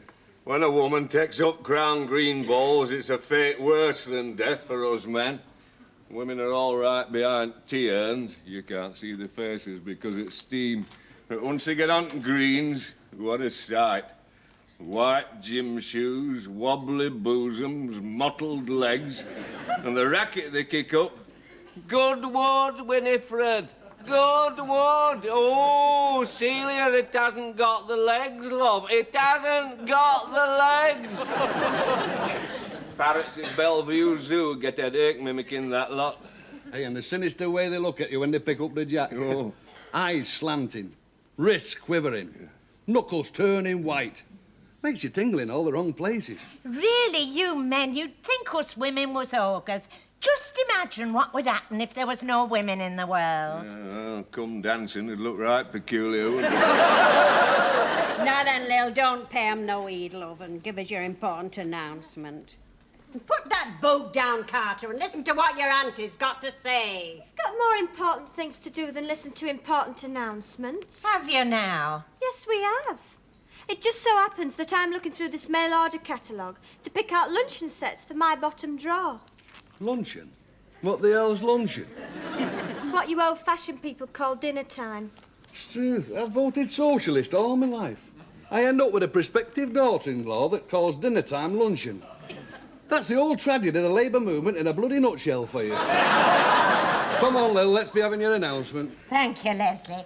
Well, then, my important announcement is this. I intend, here and now, to read my last will and testament. I do love a good last will and testament. Hey, I never shall forget my mother's, though it did cause a lot of trouble. She never made it clear, you see, who was to have the upright piano. So, to save any bother, we chopped it up into 4 equal parts and divided it amongst the daughters. We'd have done the same with doggone it. We didn't want no trouble from RSPCA. Right, well, I'm ready now. Now, if anybody wants to leave the room, it's too late. You should have thought of it before. Now, first and foremost, thank you all for my lovely funeral. That's all right, Lil. It was a pleasure. I hope you'll do the same for me someday. I am sorry I couldn't be at the funeral party owing to personal bereavement. However, enough of my woes and let's get down to brass tacks. If I die of something interesting, I hereby bequeath my body to the Royal Society for the Protection of Birds. That's truth, Lil. You don't want them to stuff you and shove you in a glass case, do you? No. But if I die of something unusual, they can sell me to medical science and use the money to buy nest boxes for the tomtits and finches.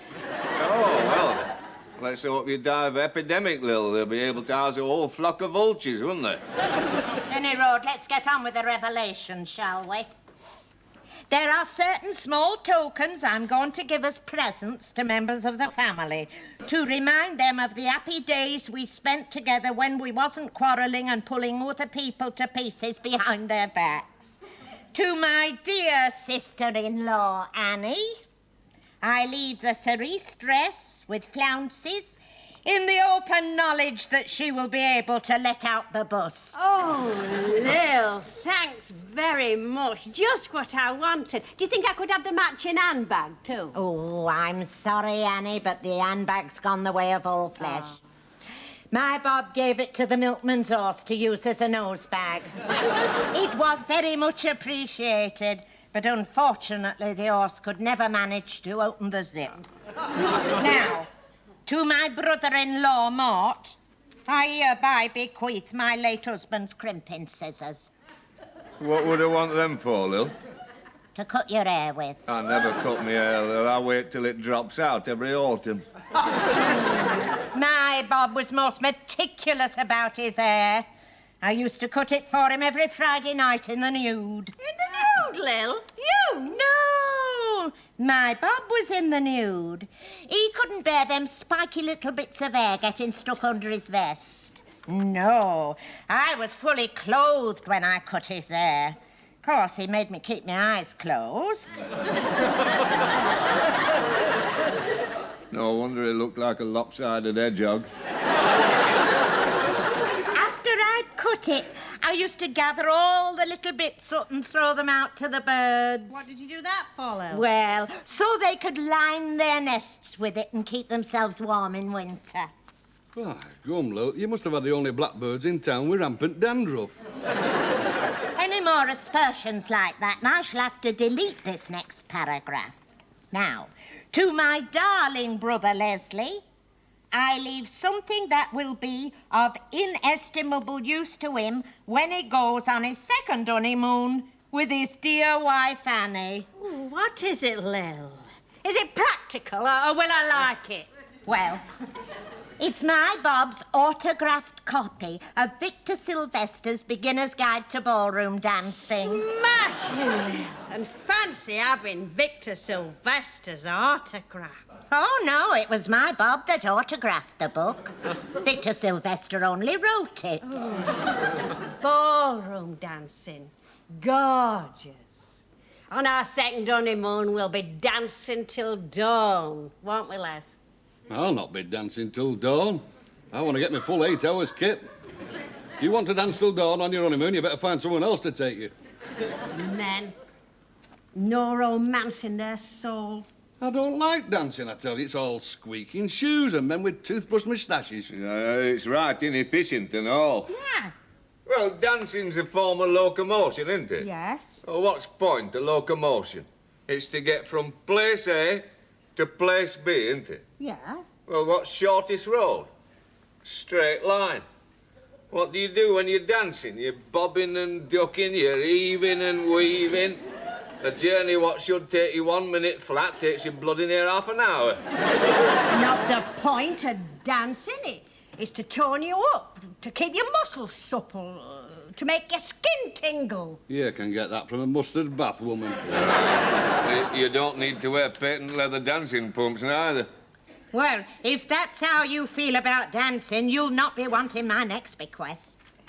Well, go on, Lil, read it out. Then come on, don't keep us in suspense. Well, I want you to have a night out on the tiles at my expense. And to that end, I have provided money to purchase tickets for my nephew Carter's works, dance and social. Oh, Lil, a dance! Yes. Oh, lovely. Oh, thanks very much. Oh, heck, isn't it gay and glamorous? Oh, and you're right excited, Pat. No. Pardon, love? Well, we're not going to no works, dance and social. Why not? Because we're supposed to be saving up to get married. But we don't need to spend money on tickets for the dance. No, but we'll have to spend money on a new dress for me. What's wrong with the one you wore last year? Can't wear the same dress twice to a dance.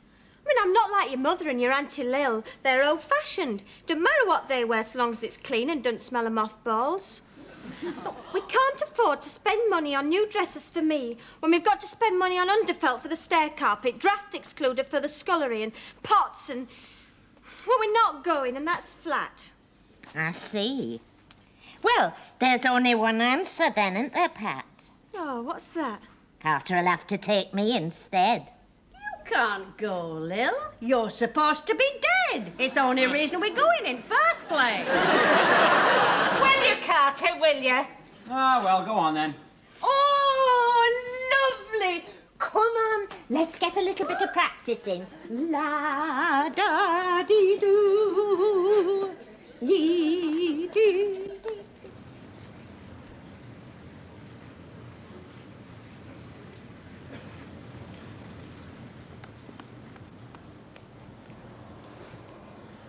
Your Auntie Lil? You're taking your auntie to a dance? You want your bumps, feeling you do, kid. You'll be going on the geriatrics outing to New Brighton next. What's up, Carter? Has little Miss Snooty Jaws put her foot down? Is she rattling the old wedding bells, eh? Aye. Marriage. It's a mug's game, kid. It's for the new hopers. It's for blokes with loud laughs and damp fingers. It's for women with sharp noses and tight little backsides. Hey, up there, Lyndon! Give us a look at your keks, eh? Get in there, Carter. Go on, lad, get in. Shrivelled up little turds like him. Our wind and vinegar with a wife the size of a Grimsby trawler. It's not for you, kid. You deserve something better than that. Maybe. Maybe. Having trouble with the love life, are you, Carter? What do you mean? Pat still keeping you short? Pardon? You're not getting your ration, are you, kid? Give over. Tell me something, Carter. What? Have you ever had it? Give over. You poor devil, you haven't, have you? You haven't. Give over, will ya? Well, stick around me at the works dance, kid, and you never know, you might break your duck. Good seeing you, Carter.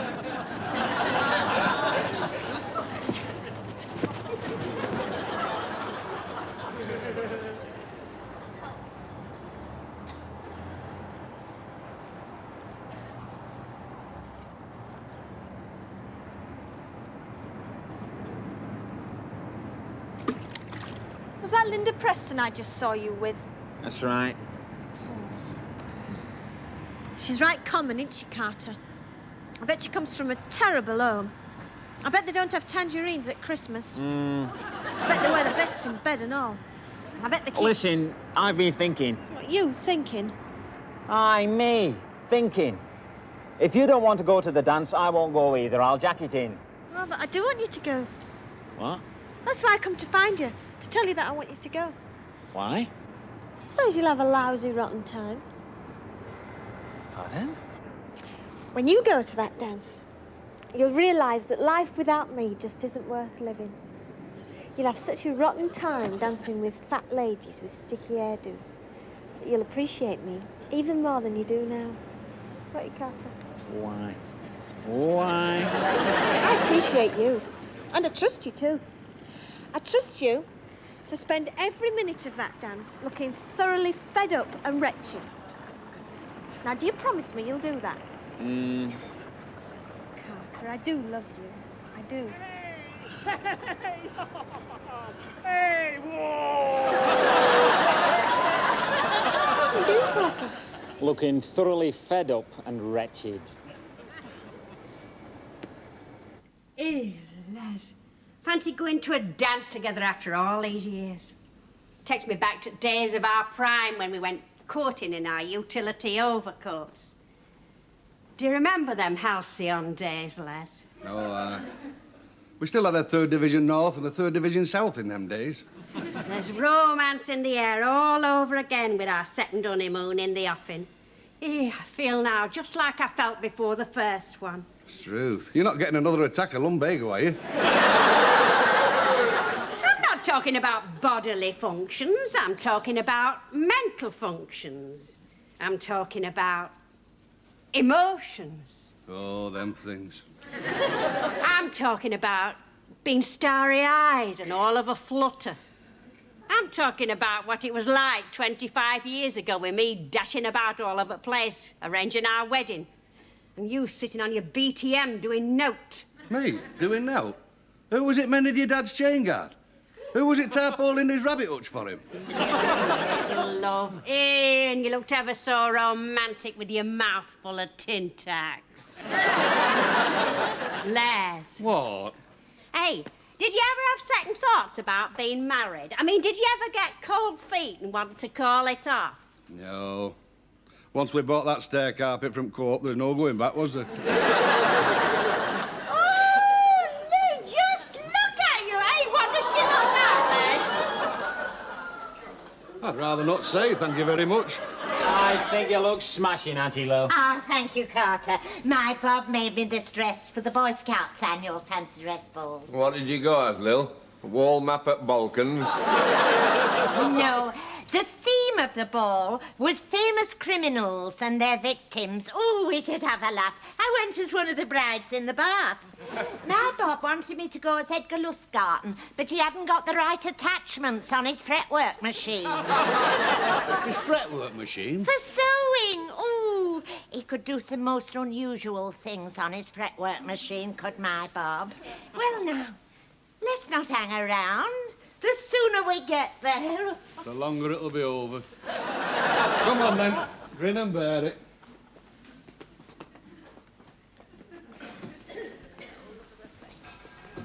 Here. Answer it, Carter. It might be bad news. We'll not have to go to the dance. Hello? Hello, Carter. Oh, it's you. I'm just ringing you to remind you to have an awful time tonight. Thank you. And Carter, Yeah? you know that I trust you, don't you? All right. Try then. Try.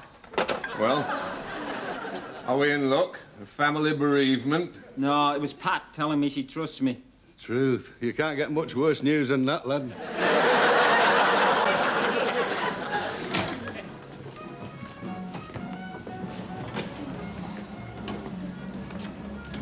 Good evening, Carter. This is jolly lot your party. That's right, Herbert. Oh, I see. Well, then. On behalf of the Social Committee, I'd like to welcome you to this dance. But I must warn you, excessive drinking and rowdyism will not be tolerated. Thanks very much. Fancy being welcomed at Doolin. It's just like being royal family, isn't it? And where would the ladies' cloaks be if it isn't too personal a question? Oh, no, it isn't to me, love. It isn't. It's over there on the left. And remember, vandalism and writing on walls will not be tolerated. Do you get a funny smell of gas here? You never know. We could have a nasty explosion before the night's out. Nasty explosion? It'd be supping hell when disaster strikes. I'd hate to meet me maker with empty glass in my hand. Come on. Hey, Upsid, come for a pint. Good God, no, the missus would skin me alive if I went in her without her. She's like an aircraft carrier coming into dockies, my missus. She'll not go nowhere without her attendant tug. Hey, up, no, Carter, you should see Linda Preston. Hey, you should see Linda Preston.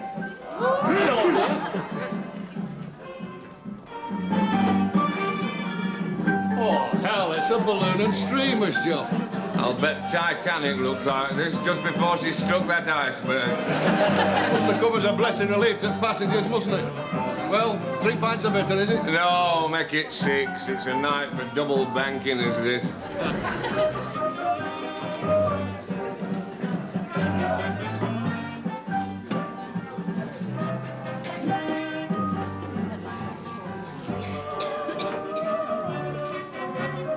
You always get these bloody show-offs at dances, don't you? It's blokes like him as lets side down. I bet he knows how to mend fuses and all. Do you mind if we join you? It's a bit too boisterous at bar for me, you see. There's no need to ask permission. It's a public dance, is this? Budge up and give us some room. Go on. And I don't intend to be sat here all night, you know. No, dear. I didn't put on my dance dress just to sit like a wallflower, you know. Yes, dear. I expect to spend most of my time dancing. And I hope they've got a decent buffet laid on. I'm starving. I could eat a horse. I thought cannibalism were illegal these days. What's that you say? No, I mean, no, pardon? What's that he said, Sydney? Nothing, dear, nothing. Ain't it a lovely change to have a night out with Mrs.? Hey, up, Sydney! What's that? You're squashing me purse. Oh, is that what it is? What a disappointment. Hey, come on, Sydney. Don't be shy. Give us a kiss. Take your teeth out like what you did on the trip to Skegness. I'd like to dance, if you don't mind. And I'd like your teeth to accompany us, too. Go on.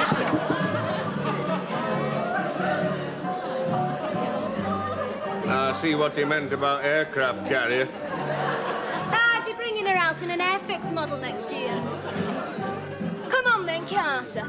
Let's be having a nice close feed of your chassis set. I don't think I'd better. I've promised this first dance to me Auntie Lil. Oh, aye, and you promised the last waltz to your uncle, I suppose. Come on! Don't be such a wet. Hey, look, give over. Everybody's looking. You remember what I said about, breaking your duck, Carter? Well, the offer's still on, kid. You come on home with me and I'll let you take the covers off the pitch. Come on, Carter. Don't be a mug, lad. Don't be a mug. Testing, testing. 1, 2, 3. Now then, listen this way. The purpose of this function is enjoyment. But I don't know how you can do that with all the pestilence, strife and trouble in the world today. If you haven't got a conscience, well, be it on your own heads. Anyway, listen this way. Funny acts will be provided for them that want to make a fool of themselves. And the buffet will be open at 9 o'clock. And the next dance will be a Destiny Waltz. Oh, there's a phone call for Carter Brandon in the foyer. Well, you'll have to excuse me. I'll see you later. I'll be waiting, kid. I'll be waiting.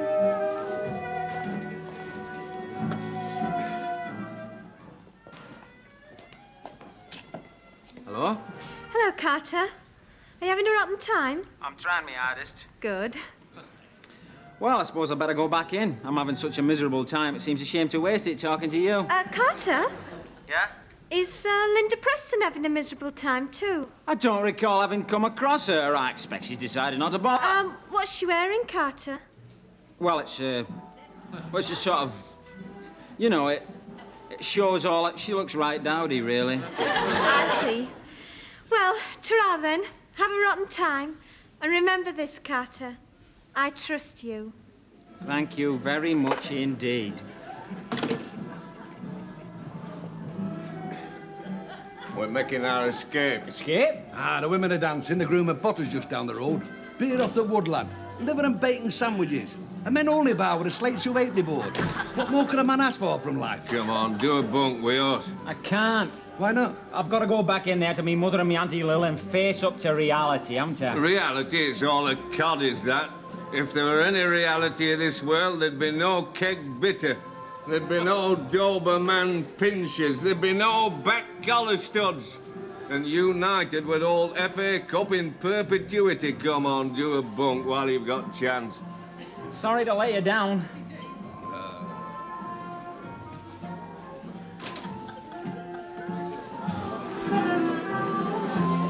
Live scotch, please.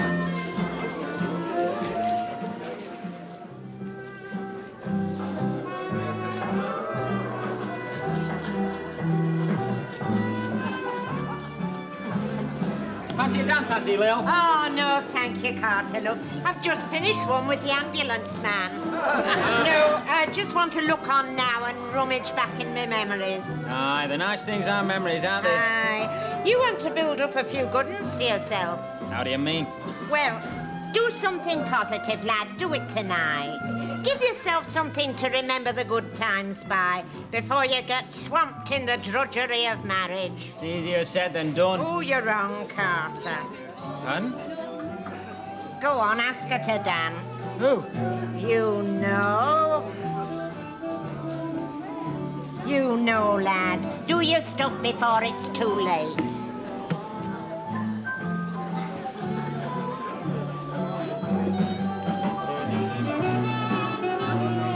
Well, Carter, what's all this? Is all that glucose stout making the sat rise? You know your offer? Yes, Carter, I do. Well, I was thinking... Oh, right. And what was you thinking, Carter? Well, I was thinking, why don't we... Testing, testing. 1, 2, 3. This is just to announce that there's been a fatal accident in the kitchen. And the buffet will be a bit late. So we've wiped the mess up. And the next dance will be... a dinky doodah two-set. And there's a phone call for Carter Brandon in the foyer. What the hell? What do you want now? I just thought You thought right, I'm having a lousy time. The beer's flat, the band's flat. And what about Linda Preston? No, she's not flat. Yeah, she's having a lousy time too. Just so long as I know. Well, good night, Carter. And remember what I said about trusting you. And so another chance bites the dust. Thank you very much indeed. Hey, what are you rabbiting about? Oh, hello, Sid. You're not leaving already, are you? Aye, it's the missus. She played Mary L up about Linda Preston, you know. She never stopped. Who's that? Who's this? Does she work with you? Does she show her drawers off? It's worse than the Spanish Inquisition. At least they burnt you at stake when they finished with her. I've got to sleep in the same bed as her when we get home. And it's the same every year. We always leave her at this time. Not once have I seen them balloons come down from the ceiling. I think she only comes here because it makes a change to have her house somewhere different to our back kitchen. Never mind, old son, we're all in the same boat. Aye. Sex are easy, it's ugly, no matter where you go, doesn't it? Hey, do you see all them machines it bogs? Aye. Got machines for everything these days. I wish I'd invent a machine for kissing my wife. Never mind, eh? Never mind, old son. Hey, what did Pat have to say, Carter? Pat? How'd you know it was Pat? Oh, go on, Carter, make your escape now. I'll hold the fort with Pat if she phones again. Aye, but... Oh, memories, Carter, memories. Come on, kid. It's only a short cricket season these days, you know.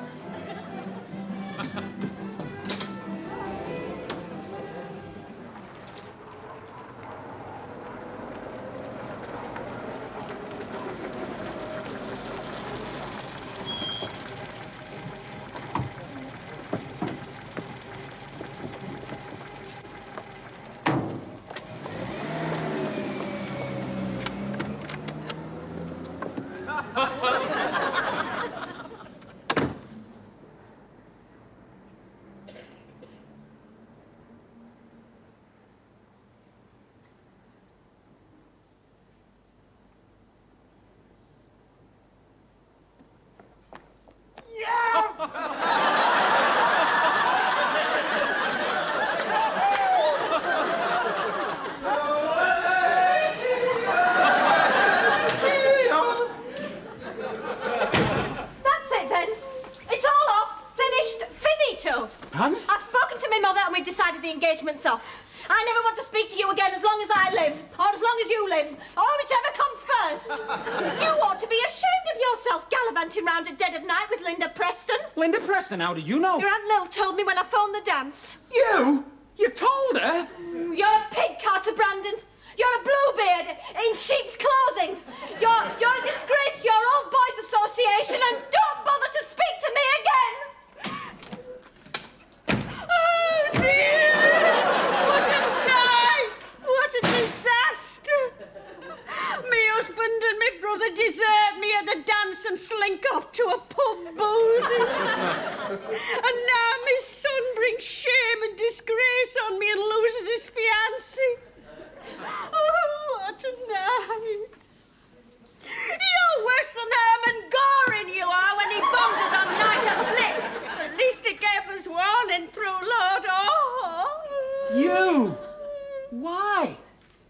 Well, I told you I'd leave you something in my last will and testament, didn't I, Carter? Well, what is it? Oh, your freedom, lad, your freedom. It's truth, Lil. You haven't got something similar what I can swap for my Victor Sylvester book, have you?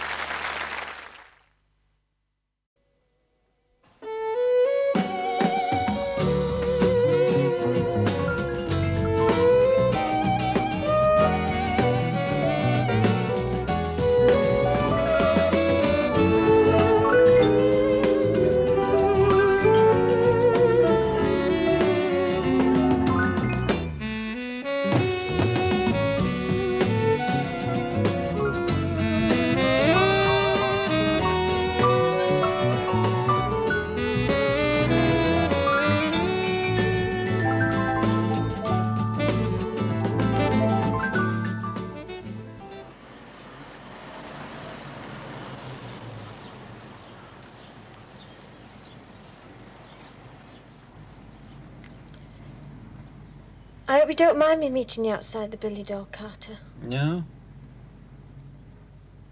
Did you win? No. I'm sorry. So am I. Who were you playing? Linda Preston. Linda Preston. I see. Aye, well, you'd best be... Well, is Jenny good, Carter? I mean, does she hold a billiard cue proper? Oh, aye. And she's red hot on the cushions, too. Oh, I see. You've never asked me to be red hot on the cushions, Carter. No. And I never asked you to chalk the end of me cue, neither. You never. What does your mother say about us breaking off the engagement? It's met her badly. She's gone to bed. So's me Auntie Lil. I think she's come out in sympathy. Well, I could come round and help you out if you want, Carter.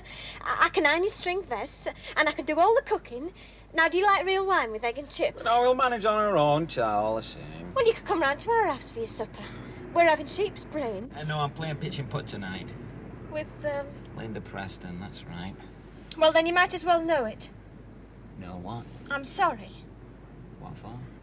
I'm sorry for being so hasty and breaking off the engagement. I just flew off the handle. I didn't know what I was saying. What with all the worry of saving up and trying to get you interested in draft excluders and waste disposal units and... Oh, Carter. Carter.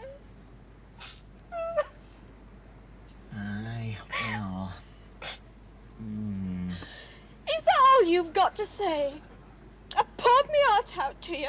I've humbled myself in front of you, and all you can say is, aye, well, Aye, well... Oh, Carter. Carter.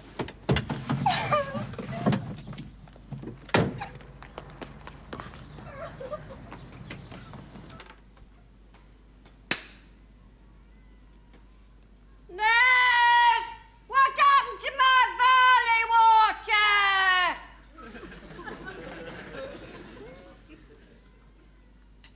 Les, it's time for me to take me iron pills. It's time for Lil to take a cod liver oil.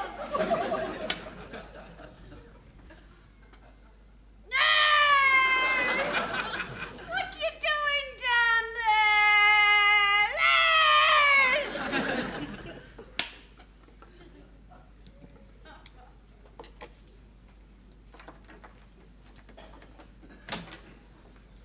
Hold your hush, woman, we're busy. Don't be so impatient. Now, don't be so inconsiderate.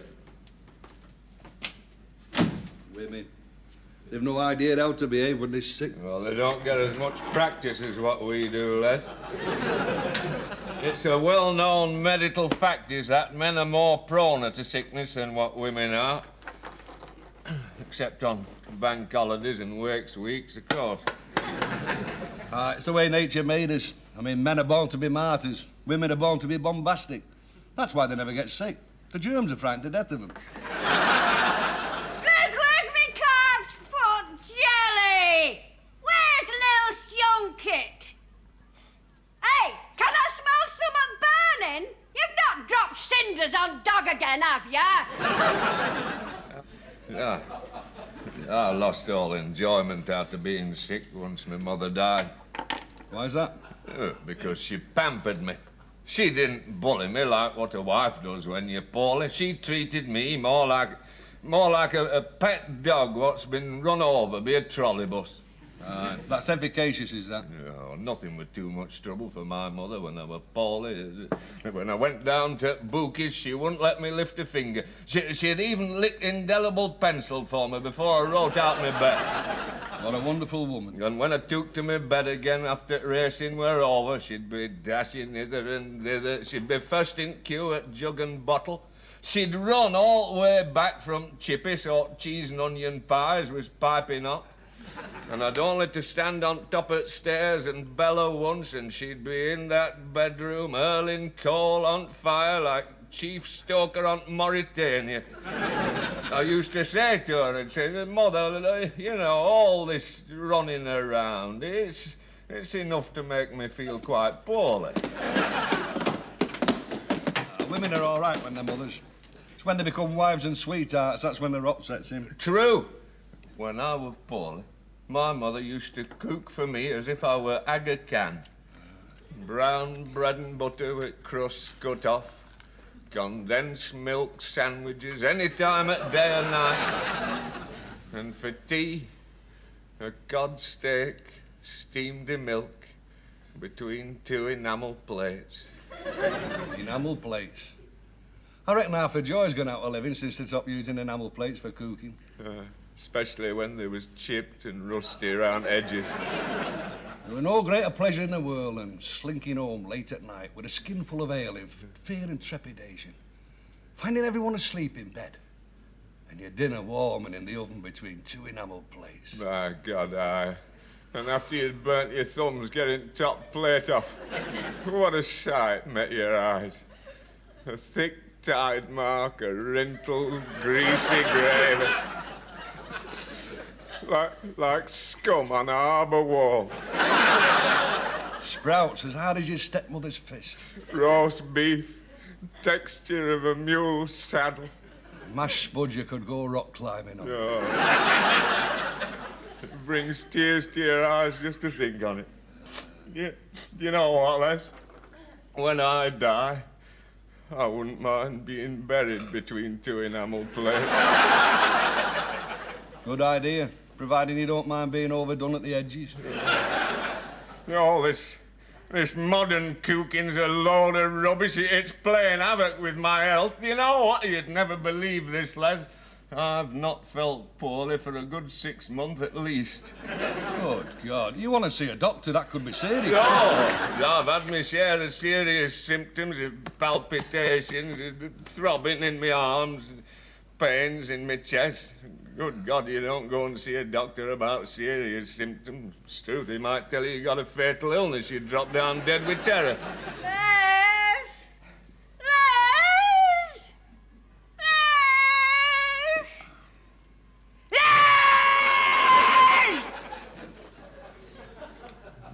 Do you like women? Basically, Les? Basically, no. They're not bad superficially. I'll tell you one thing in a favour. What's that? They rarely have firm handshakes. True? Oh, that's very true. Oh, basically, I like men. And what I like about them is at the very deepest core of the soul, they've got this great, cold, brooding silence. Yeah, massive silence. Sullen, shifty-eyed, hangdog. Broken only by a click of dominoes and the hiss of strong ale. Squirting into ice-cold pint pots. Les, come on up. I feel cold. I'm feeling dizzy. I've got pains in my toes. I've got cramp in my ankles. Come on, Les. I've got earache. Nuts! See what I mean? Where have you been? With Pat. With Pat? Good God, lad. I thought you'd got more sense of parley with the enemy. Keep away from her, lad. Now, don't think you've got her licked, because then you'll drop your guard. And before you know where you are, she'll work a crafty flanker on you and be engaged again. She'll have you drinking bottled cider and smoking herbal cheroots. You make it sound as if life was one long, permanent battle between men and women. It is, and we're losing. It's a rout. Women are taking over. We've got women bus drivers, women jockeys, women judges, women doctors prodding you with cold bony fingers. It's truth these days, even the Queen's a woman. Right. Next thing, we'll have a woman Prime Minister. Ah, well, they've been out new in that. No, all the Prime Ministers we've had since the war have been a load of old women. Well, I quite like women. In what way? I like the way they're put together. I like the way they always have clean teeth. I like the way they sigh when you blow in their ear. I like the way their hair's all silky and the way they grunt when you stroke it. Truth, if that's all you want, buy yourself a cat in covered market. It'll cost you a fortune at tin pilchards, but at least it'll not be frightening the mice. I think you're being very unfair to women. I can think of worse things in the world than being married to a woman. Must be quite nice at times. What times? Well, what about the physical side of marriage? Bloody hard work. Humping coal, papering ceilings, putting slates on the wash-house roof. It's bloody hard work. I'm not talking about that. I'm talking about... Well, I'm talking about what you do in bed on Saturday nights with your eyes closed. Overrated. If I had my way, there'd be a season for it like coarse fishing. Anyone doing it out of season, they'd be fined and have the tattle took off them. Right. How long would the season last? Oh, only a couple of weeks. I mean, you wouldn't want it to interfere with rugby league season, would you? Yes, I want a drink of water. I'm parched. Hey, my tongue's stuck to the roof of my mouth. Les, I'm dying of hunger. Les!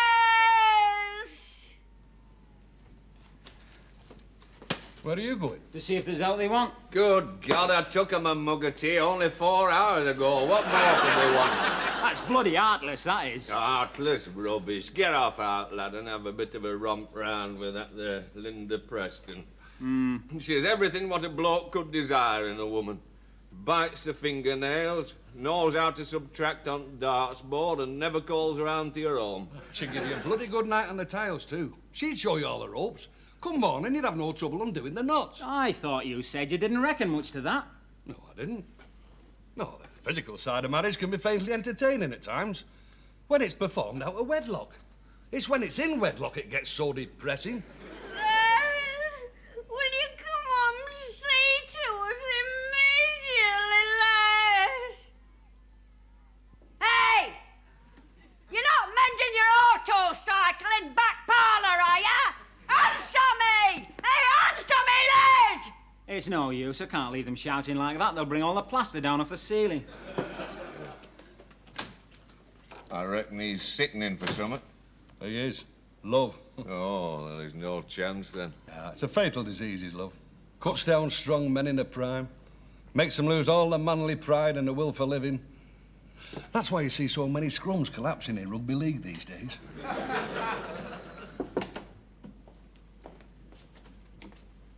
Hello, Carter.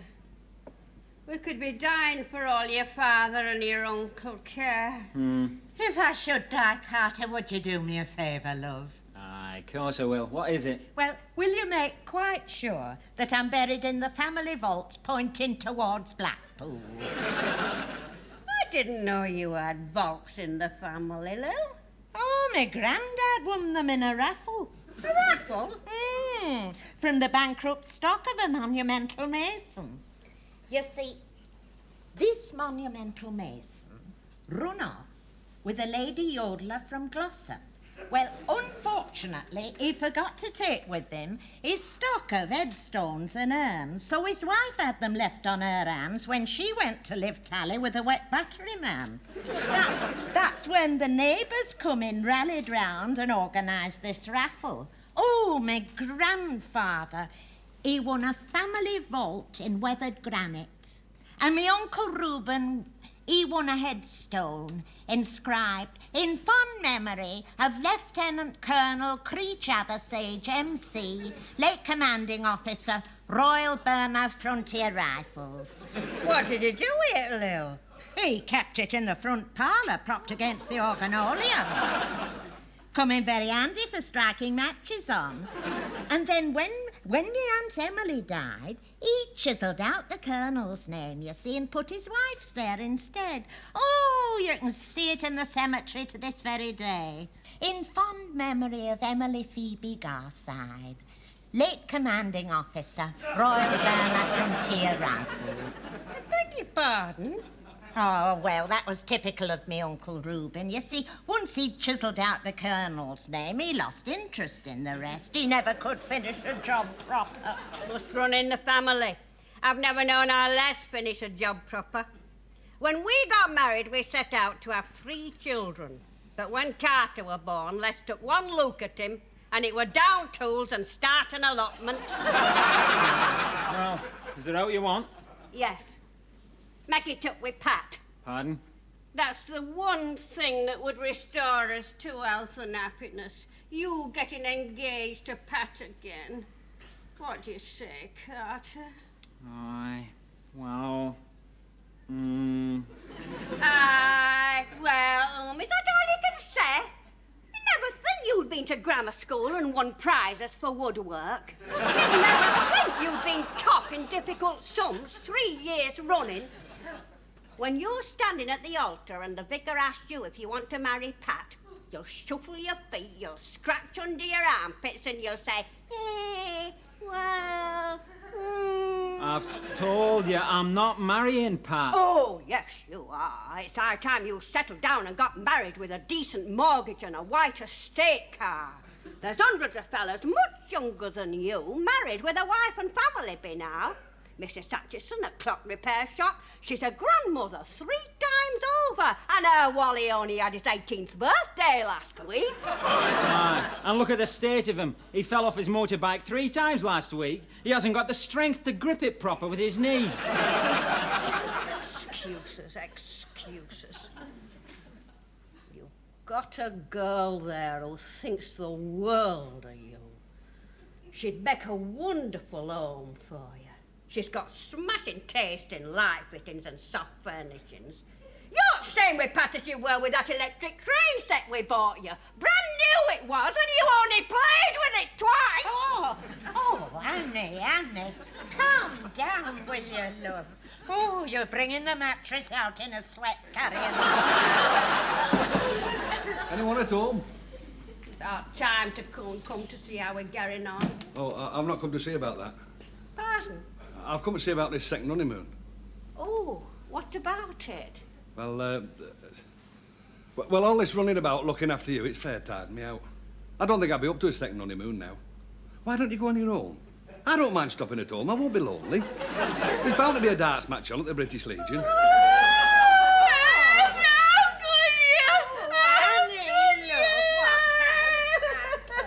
Now what have I done? Search me. She's not allergic to darts, is she?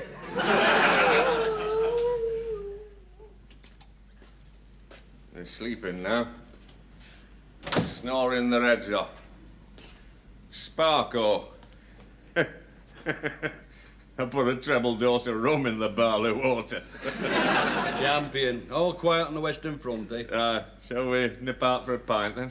No, let's stop at home. Stop at home? You're not feeling badly, are you? I want to make the most of all this peace and quiet. No women yakkering. No heavy breathing when you shake your pipe out on carpet. Gum, I wish it were midwinter. Why? I'd let the fire go out just to spite them. To hear you two talk, you'd think life was one long, unrelieved misery. It is. That's what gives it its piquancy. Make the most of your misery, Carter. It's the secret of true happiness, is that? Well, surely you must have had some happy moments in your lives.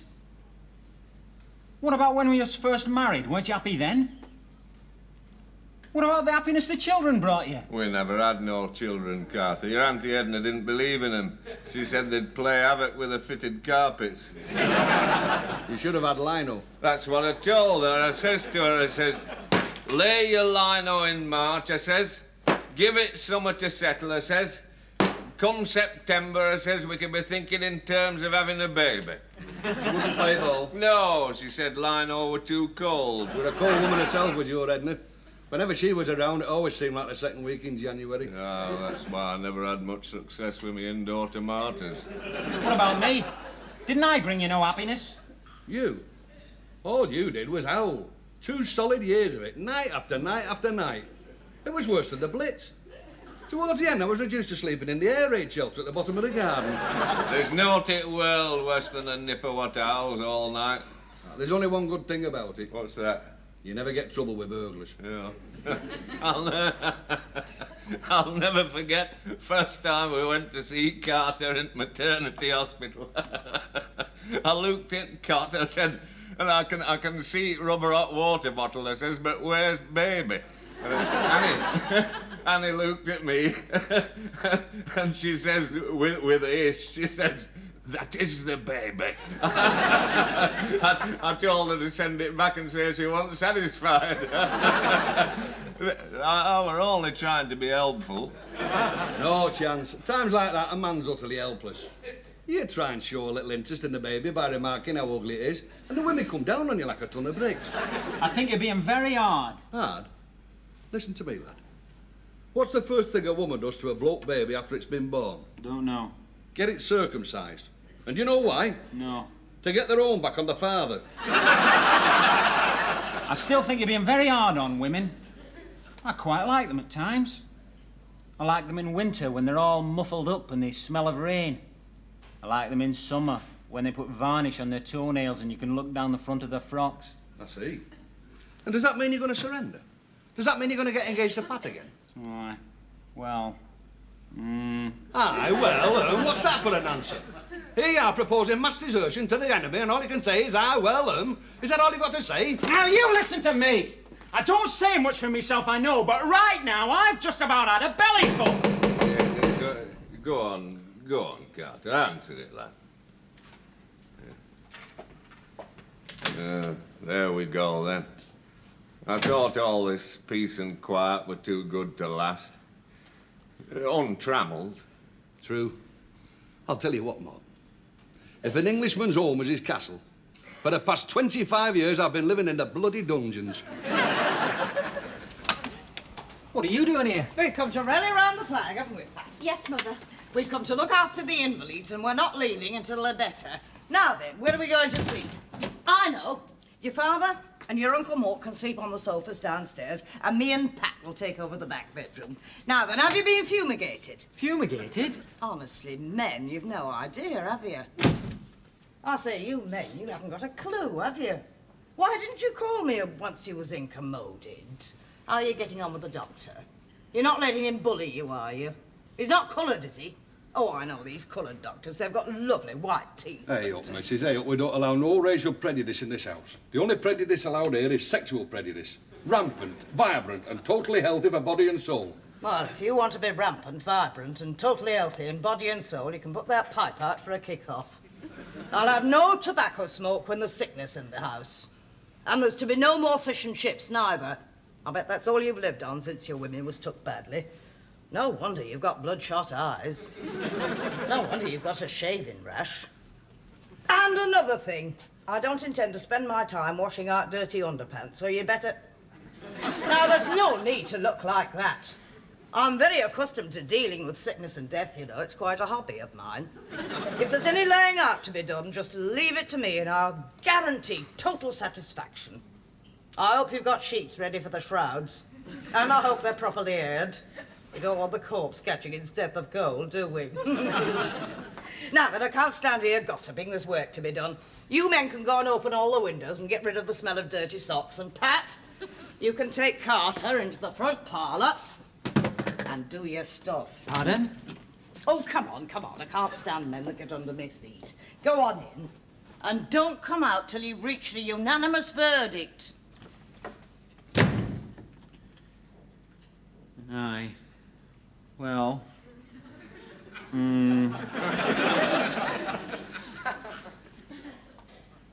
It's very clean. Who did all the dusting? I did. Did you wash the pelmets too? Yes. Did you remember to put detergent down the toilet? Yes. Oh, you're very house proud, aren't you, Carter? You know, when we get married, you can do all the dusting if you like. You can do the cooking too. Any good at puff pastry? No. Neither am I. I always knew we got a lot in common.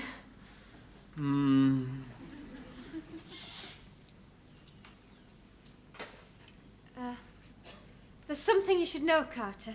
Oh, aye? Are you ready for a shock? Yes? My mother says she's not leaving this house till you and me get engaged again. Oh, well. And there's another thing, Carter. Carry on. I've been to see Linda Preston. You've what? I've told her you couldn't meet her to play pitch and putt tonight. I told her your arm was too tired from chalking the end of your cue. I told her you wasn't ever going to see her again. I told her you was through with her because of the way you treated me and that in your heart it was me you really loved, even though you didn't know your own mind. Oh, Carter, I did right, didn't I? Tell me I did right. And what did Linda Preston say when you told her all this? She said there's plenty more fish in the sea. She said she caught bigger ones than you in a time. She said... Hang on a minute. Did you think when we got engaged I'd just jump into bed with you regardless, like Linda Preston. I had me hopes. Oh, Carter. Carter. Aye, well... I've got passions too, you know. I've got red blood pounding through my veins. I go all weak at the knees and come out in hot flushes when I think about it. I want to get it over and done with just as much as you do, love. Only I want us to be married when we do. I want it to be on the first night of our honeymoon in Mallorca with free table wine. I want it to be a real, genuine thing, like it is in all those old pictures with Michael Wilding and Anna Neagle, except it had been Technicolor. I want it to be... Carter, do you remember when we used to sit on this sofa in the days of our courting? Aye, it was always covered in dog hairs. No. You almost proposed to me 16 times on this sofa. I'll never forget the last time you almost proposed. It was so romantic. Your neck was all covered in boil plasters. And there was racing on the telly from Haydock Park. You'd just finished your smoky bacon crisps. And very slowly you began to inch along the sofa towards me. All the crumbs began to vibrate on your cardigan. And you was just about to take me in your arms when all of a sudden the door burst open. Your father came in and said... Quick, come quick, there's been an emergency. Hello, Carter. We're feeling very much better now. Oh, oodles and oodles better. Really fit. It's an absolute miracle. Do you know, Carter, I'd only been in the room 2 minutes, punching their pillows, opening the windows, tasting their medicine, and talking about how me Uncle Vincent dropped dead with sunstroke. And suddenly your mother and your Auntie Lil rose from their bed as one and said they felt completely cured. I've not seen a recovery like it since the Parrot Court pleurisy, and we had to give it half a bottle of liquid paraffin. Ah, well, nice to see you on your feet again. All's well that ends well, eh? No, it isn't. That's only half of the bargain, young man. I've done my half, now it's up to you to do the other half. What's that? You know, love. You know, the engagement. Oh, that. I see. That's what it is it? Well, go on then, Carter. Put us out of his misery. Are you engaged again, or aren't you? Aye. Well... Oh, Carter. Carter. Wait a minute. What's that supposed to signify? Oh, Mother, if you knew Carter like what I do, you'd know there's a wealth of meaning in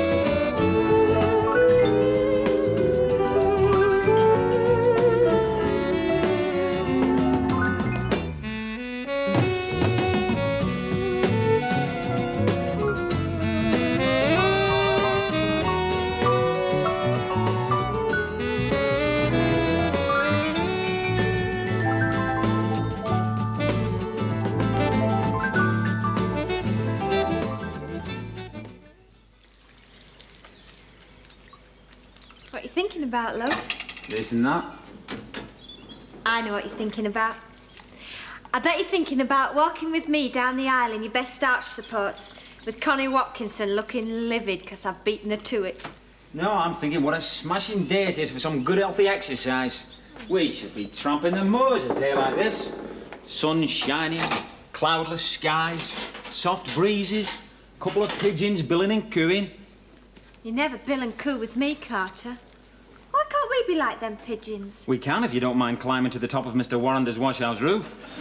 Honestly, Carter, there's not a scrap of romance in you. Me?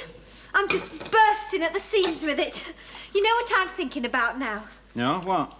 Unsworth's pork pies. What? I've entered the Sweethearts in Springtime competition, sponsored by Unsworth's pork pies. You've got to pick out the 5 most desirable qualities in the typical family butcher. You know what I've chosen as top? No? A highly infectious laugh.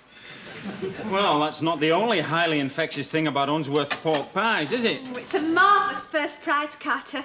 Much better than the one for Chatterton's currant loaf. It's a weekend for 2 in Cleethorpes, with candlelight provided, plus as many Unsworth's pork pies as you can eat in the next annual year. If that isn't romantic, I don't know what is. Neither do I. Tell me something, Carter. Which do you think's most romantic, candles or nightlights? Well, don't stand there shrugging your shoulders, looking like some other cat dragged in. What's the matter with you? I'm just wondering what the first prize is for Chatterton's currant loaf. Good. I'm glad to see you taking an interest. You can help me think up a winning slogan. Do you want to know the one I made up this morning while I was cleaning the bath? I had this sudden flash of inspiration just as I got to the cold tap. I usually do. Go on, tell us your slogan. Large or small, big or tall, with Unsworth's pork pies, you'll have a ball. How's that for poetry, Carter? Perfection. It's got real rhymes in it, too. It's nearly as good as them that cheerful Charlie Chester reads on the radio in the morning when the Hoover's on and you can't hear the words proper. Right. It's much better than the one I've just thought up. Oh, what's that, love? Large or small, big or tall, Unsworth's pork pies will make your shoulders droop. There you are, not a scrap of romance in you. Me? Oh, I get all romantic just thinking about your mum and dad, making all them arrangements for the second honeymoon. When we've been married 25 years, will you want to go on a second honeymoon with me? It depends on what the first one was like. Do you sometimes think we're a couple of funnyosities, Carter? How do you mean? Well, going to our nuptial bed without having first, well, you know. I mean, you didn't buy your car without having a trial run first, did you? No. Well, I'm like your car in that respect. I hope not. When I had me trial run, we'd only be going off a minute when the 2 front headlights fell off.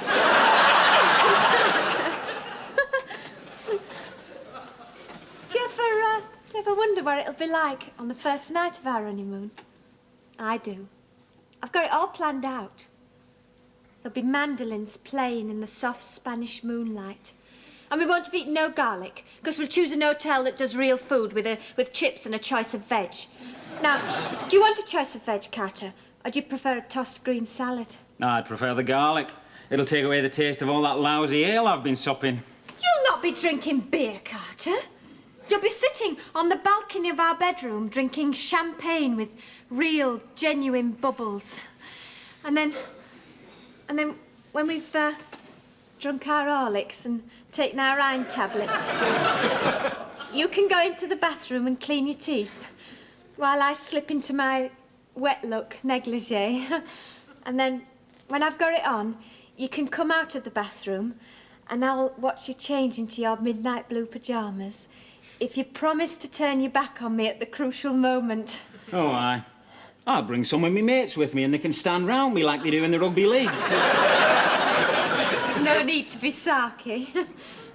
Oh, Carter, I can hardly wait till we get married. I just can't sleep thinking about it. Hour after hour after hour, I'm tossing and turning and... Oh, I hope it doesn't last. Why? Well, don't want to spend all my honeymoon suffering from night starvation, do I? Oh, kissing. Do you know you can catch germs kissing at this time of the year? Come to that, you're at grave risk most times of the year. By rights, you should wear a smog mask. What do you want? You two, in the front parlour, now.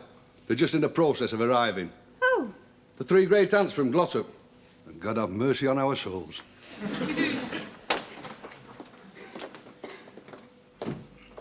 They're just turning into Toppert Street. You can feel the change in the atmosphere already, can't you? The three great aunts from Glossop. Them words is almost biblically there are. I'd sooner have one at Plagues of Egypt any day of the week. Mona, Maud and Mary. They sound like a trio of tugboats on Manchester Ship Canal. They bloody look like a trio of tugboats on Manchester Ship Canal. Less of that talk. Why can't you be more generous to them in their old age? It's not their fault they're right cantankerous. It's not their fault they're cold-hearted and completely humorless.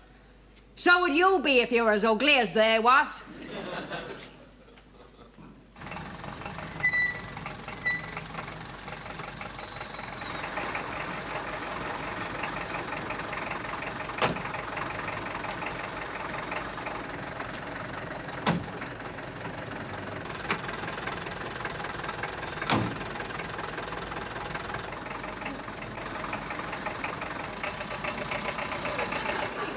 Why the hell do they always have to travel in separate taxis? For the same reason that royal family always travel in separate aircraft. Then if there's a fatal accident, there'll always be somebody left to carry on the dynasty.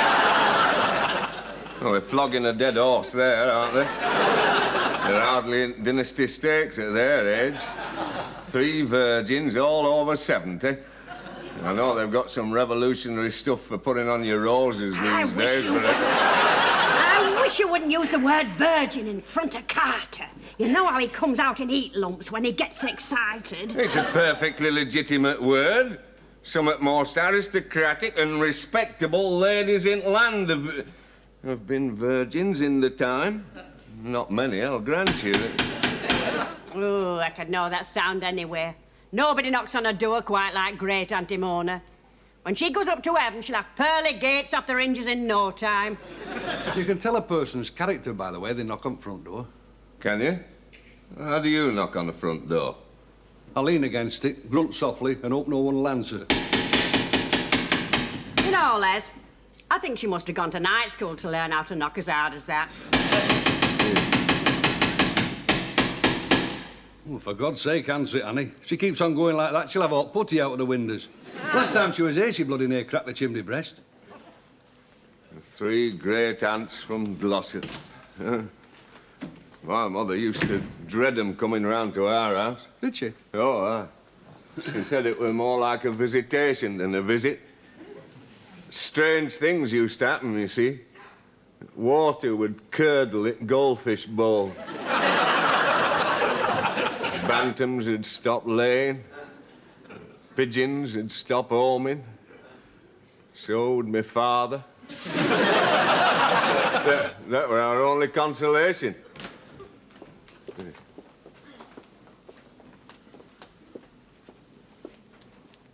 Manners, if you please. So? Manners. Oh. I should think so, too. This way.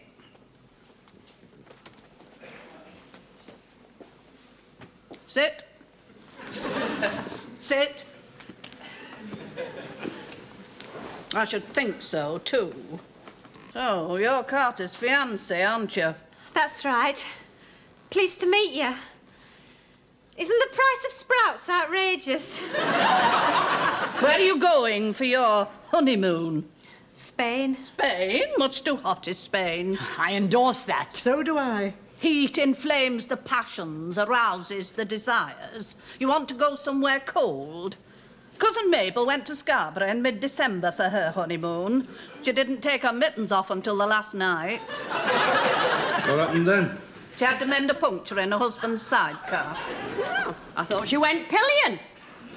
Now then, Auntie Mona, come on, take your coat off, make yourself at home. We never take our coats off in strange houses. In strange houses, it's always bitterly cold. No, not here, it isn't. The cooking smells keep it warm. Besides, it's midsummer, Auntie Mona. Not to us, it isn't.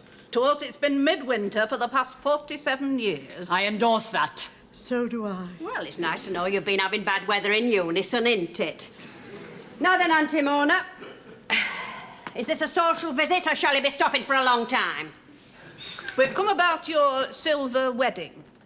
We've come to talk about this service of rededication and the second honeymoon. Oh, everything's well in hand there, Auntie Mona. We booked the upstairs room at the Axe and Cleaver for the reception. I've ordered 2 dozen individual fruit trifles in fluted cups. I've ordered boiled ham, tongue and brawn, plus 3 dozen Unsworth's pork pies and 14 dozen bridge rolls. What are you doing? Stocking up for a famine? 14 dozen bridge rolls? The world's facing mass starvation. Here you are, squandering its precious resources on 14 dozen bloody bridge rolls. I wish you wouldn't talk like that, Les. It's not my fault the rice crop failed in China. I'll tell you what. We'll keep the bridge rolls and we'll forego the Unsworth pork pies. You can send them to the starving millions in Asia. Stuart, you can't do that, woman. They've got enough natural catastrophe there as it is without inflicting Unsworth pork pies on them. What an attitude. All you do is grumble and grouse while I work my fingers to the bone trying to make an Indian summer of love and affection for you. You know what you get in an Indian summer? What? Drought. Never taken an interest in nothing I've done. During the war, I was 3 years as an air raid warden before you noticed I was wearing a white tin helmet going to bed. I did notice. You used to clank every time you cut your toenails. Your old trouble is lack of ambition. You've never even been ambitious to have any ambition. Oh, give over. If you'd have been more ambitious when we first got married, we'd be celebrating our silver wedding now in style and comfort. You won't be celebrating nothing, Annie. Pardon, Auntie Mona? The service of rededication and the second honeymoon will not take place. Why, Auntie Mona, why? Because I don't approve of the match. I endorse that. So do I. What match are you talking about? The match between you and Annie. We never approved of it in the first place. We always said the marriage would never work out. But it has worked out. Look at them. They're both aged beyond the years. They both look as miserable as sin. They both loathe going out with each other and drinking in the same pub. If that's not proof of perfect marriage, I don't know what is. Well, Leslie wasn't cut out for perfect marriage. Pardon? He was cut out for perfect bachelorhood. He wasn't cut out to be cheerful and sanguine like he is now. He was cut out to be surly, silent, sour and celibate, just like Carter is now. I beg your pardon. That's not my Carter at all. He might be silent, surly and sour, but he'll not be celibate for long once I get my hands on him. Hold your tongue and put that bosom away when you talk to me, young lady. There's nothing further to be said. I've made my decision. The service of rededication will not take place. I endorse that. So do I. See? And see? And how are you going to stop it, Auntie Mona? Simple. By going to the church and causing the biggest disturbance you've ever seen in your life. We're very good at causing disturbances, you know. I endorse that. So do I. See, so what you want me to do, Auntie Mona, is to walk out on Les after 25 years of marriage, is it? Correct. I see. And how, Auntie Mona, how do you expect Les to manage for the next 25 years if there's no one to bully and badger him and make sure he leaves the bath as others would wish to find it? Simple. He'll come and live with us. What? They live in our house and sing hymns, take cold baths and think pure thoughts, and prepare himself to meet his Maker sound in wind and limb, except for death. Oh, no, he won't. Oh, no, he won't. If anyone's got the right to make him miserable and glum for the next 25 years, it's me. I've worked hard at it. I'm not giving up now. He's stuck in here. Oh, yes, he is. He's stuck in here. Hold on. Right, thank you. Now, tell me something. Do I read the situation right? Are you about to have a bloody good row? Yes, we are. Right, then, well, family rows and wrangles are women's work. You don't want us men under your feet. I mean, every man to his trade. So before you get started in earnest, how about Carter, Mort and me leaving the scene to you and going out and having a... Get out! Oh, clear off! I endorse that. So do I.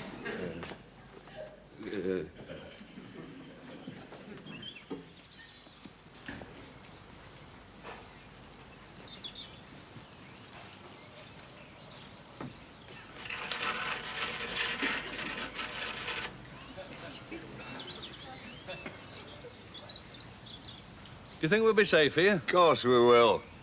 Impregnable. You don't think we should post pickets and outriders? No, they'll still be at it when pubs open. Then we can beat a tactical retreat to the Axe and Cleaver.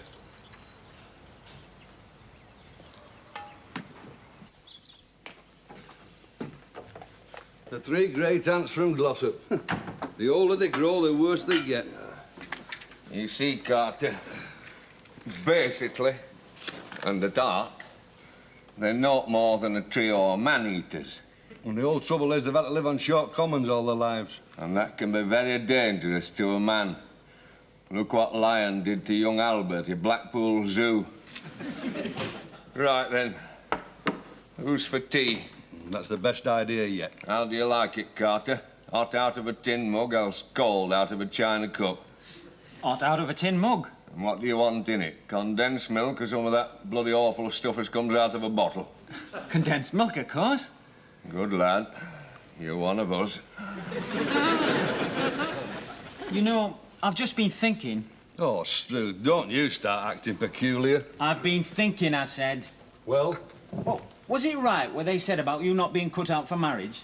You tell me, the man that is. I mean, marriage is a right unnatural institution. You're signing your whole life away there. I mean, look at it this way. When a man signs on to play rugby league for Upscaled Audits, he doesn't promise to stay with them for the rest of his life. In sickness and in health, in promotion and relegation, does he? No, you're right there. Well, marriage is just the same as rugby league. You get the same knocks and bruises on the shins. You get that same feeling of being all clapped out after 5 years of it. I mean, in marriage, well, you don't get the big bath to splash around in, I'll grant you. But the catering's not bad at times. And you never get anywhere in poking his nose in, do you? No. No. Well, with all these similarities, why don't you sign on for marriage the same way as you sign on for rugby league? Exactly. And come end that first year, you hope like hell you're placed on the not retained list. Well, I never had no such luck. And I certainly didn't have the initiative to do a bunk. I nearly did a bunk. About 8 years after I married Edna. Who with? I don't quite recall her name. I know she had big feet and a rather bulbous nose. Olive Furnival? Olive Furnival, that's her. She was the ugliest woman in the cul-de-sac. She had a face like the front of a siege gun. Yeah, I know. I used to say to her, after we'd had relations, I used to say to her, young Olive, they ought to make you take out a licence to keep a face like that. You had relations with Olive Furnival? Why? To see what it were like with a very ugly woman. And how was it? Same as with a very pretty woman. Slightly better than whippet racing. Not as good as bowls. Hey, I don't know. Life's not worth living, is it? No, I wish there was something else you could do here. You know, Carter, you want to do a bunk now while you've got the chance. Make your escape now, lad, while iron's still hot to your soul. Don't be like me and wait till it's turned into clinkers. I'll come with you. Hey, that's it. I'll come with you. We'll be off and away tonight. Thee and me, father and son, couple of mates. We'll show 'em who's master of their destinies. We'll show 'em. I don't want to do a bunk. What? I want to stay here. Stay here? Why? I want things to be simple and uncomplicated like they was when I was a nipper. There was no decisions then. It was grey flannel shorts with braces all winter and khaki shorts with your underpants showing all summer. If you didn't wash your feet in the slipper baths, you got chinky rot. If you spent too long in the bogs with health and efficiency, you got bloodshot eyes and hairs on the palms of your hands. It were all so simple and uncomplicated. That's what I want now, a simple, uncomplicated life. I see. Well, if you want something simple and uncomplicated, here you are. I'll do a bunk on my own. You? That's right, me. I'll go up to the house this very minute. I'll tell Annie I'm walking out on her for good and all. And would you please be sure to pack my new bristle toothbrush? You realise, Les, you've just committed one of the most cardinal sins what a man can make in marriage. What's that? Making a decision and taking positive action on it. Well, I'm on Mrs. Brandon's side. I'm for her and her men. Pray tell me, young lady, with your tart little lips and your fidgety chin, what do you know about men? I like them. Pardon? I like them. I like the way they're made. What a disgraceful admission. How disgusting. I endorse that. So do I. I like the way they behave. I like the way they smile without showing the teeth. I like the way they cough and shuffle the feet when you tell them you love them. You love them? How disgraceful. How disgusting. I endorse that. Mary? Oh, so do I. So do I. Right then, Annie, we've made our position quite clear. What do you propose to do about it? I don't suppose it's occurred to you to wonder what will become of me if I have to live on my own. Oh, I know I could get a budgie to keep me company. But at my time of life, a woman needs a man. For what, may I ask? I need a man to love me. Love? Ah! It's just an excuse for X-films and prominent bosoms.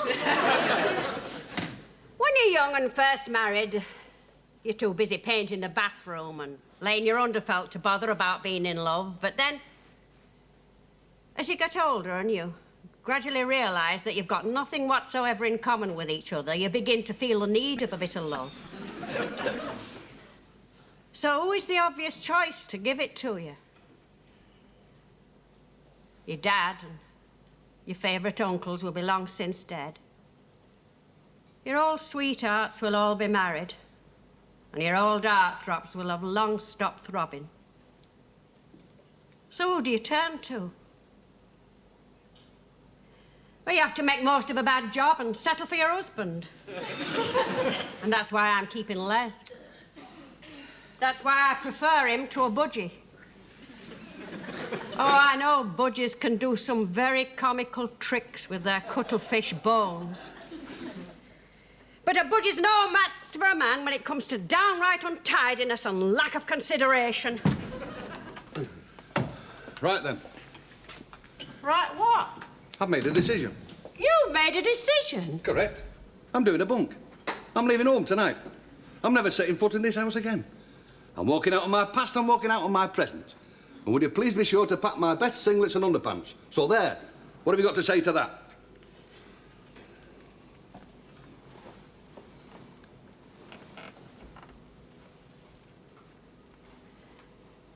I think it's a wonderful idea, Les.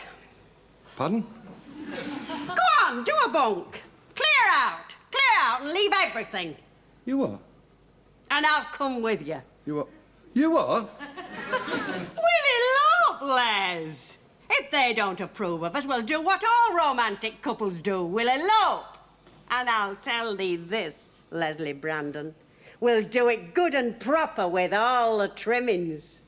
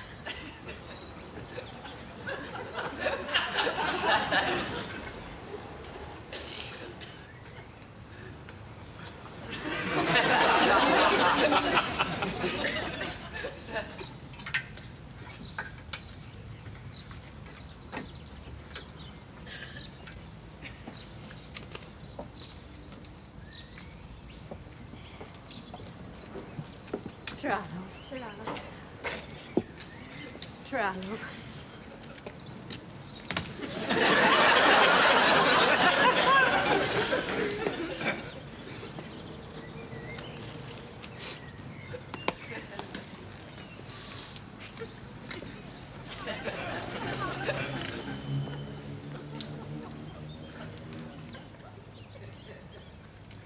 All this love and romance is a devil, isn't it? Aye. I mean, who the hell am I going to sup with now for the next fortnight? Women never think of things like that.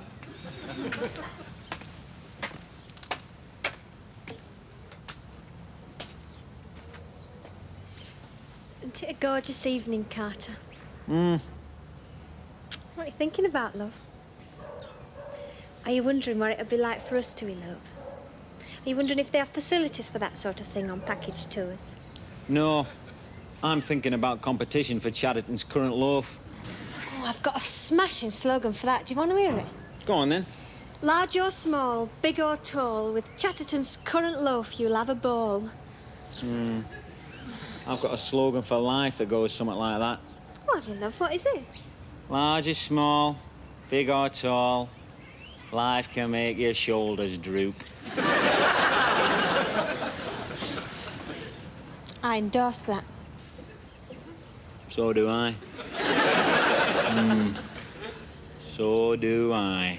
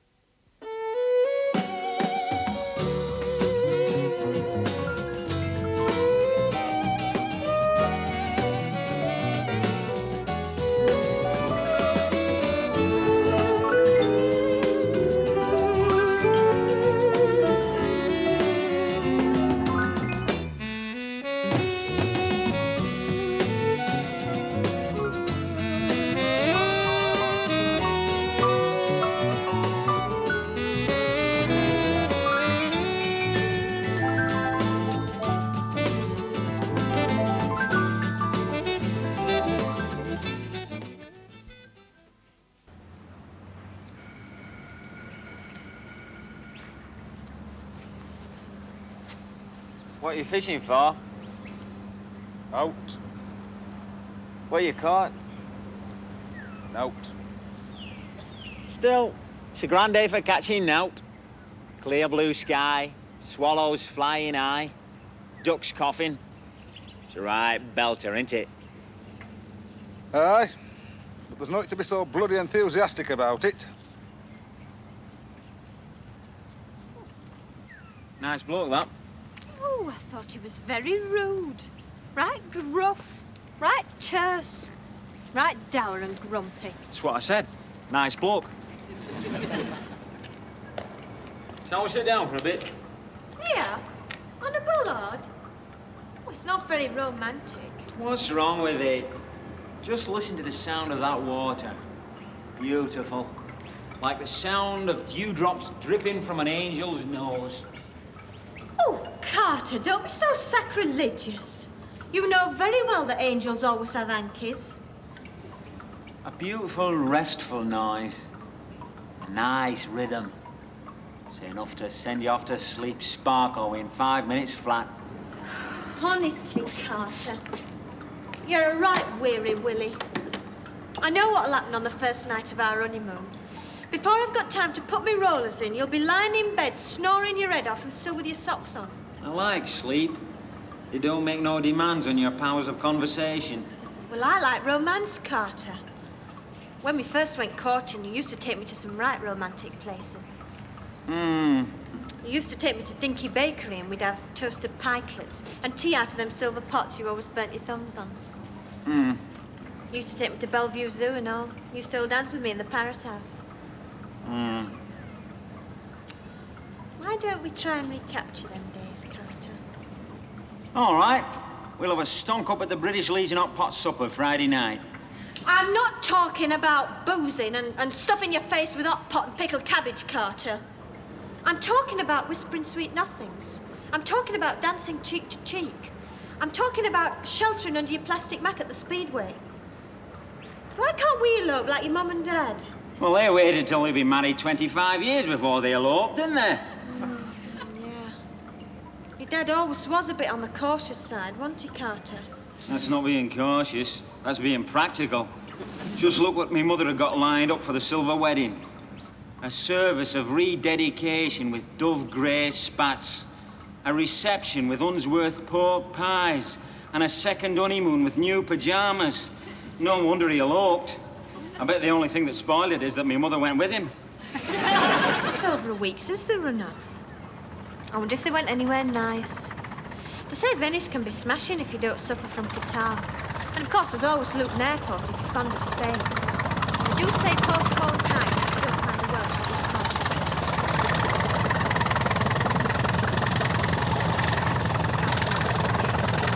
And then Bournemouth. Bournemouth's very nice if you're a senior citizen and you go a bundle on the Chimes.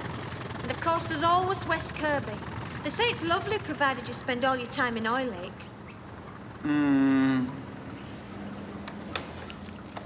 Oh, Carter, I do love you, even if you're not very demonstrative. I think you're right, handsome. If you smoked a bulldog pipe, you might even look manly. I think you've got gorgeous brown eyes. Do they go bloodshot if you don't wear sunglasses? Yes. So do mine. Do you think we should have children then? You won't. Well, I mean, is it fair bringing children into the world who'll get bloodshot eyes if they don't wear sunglasses? I mean, it's a terrible responsibility, what with all these wars and the outrageous price of sprouts. Come on, Carter. Do your duty as a fiancé. Say something nice to me. Tell me how much you love me.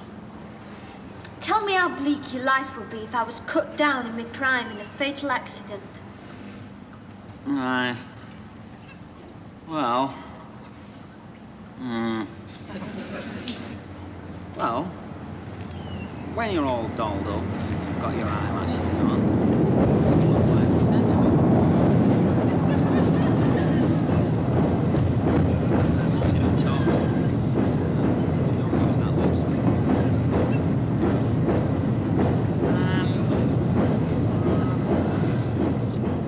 Aye. Well.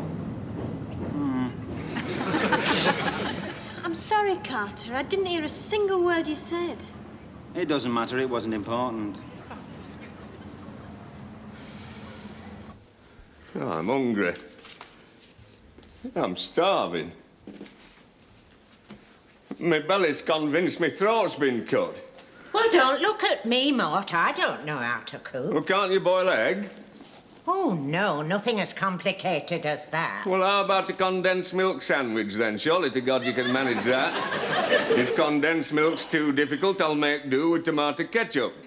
I've told you, Mort, I can't cook. Why can't you? All women can cook. It's part of the birthright, like talking too much and having big backsides.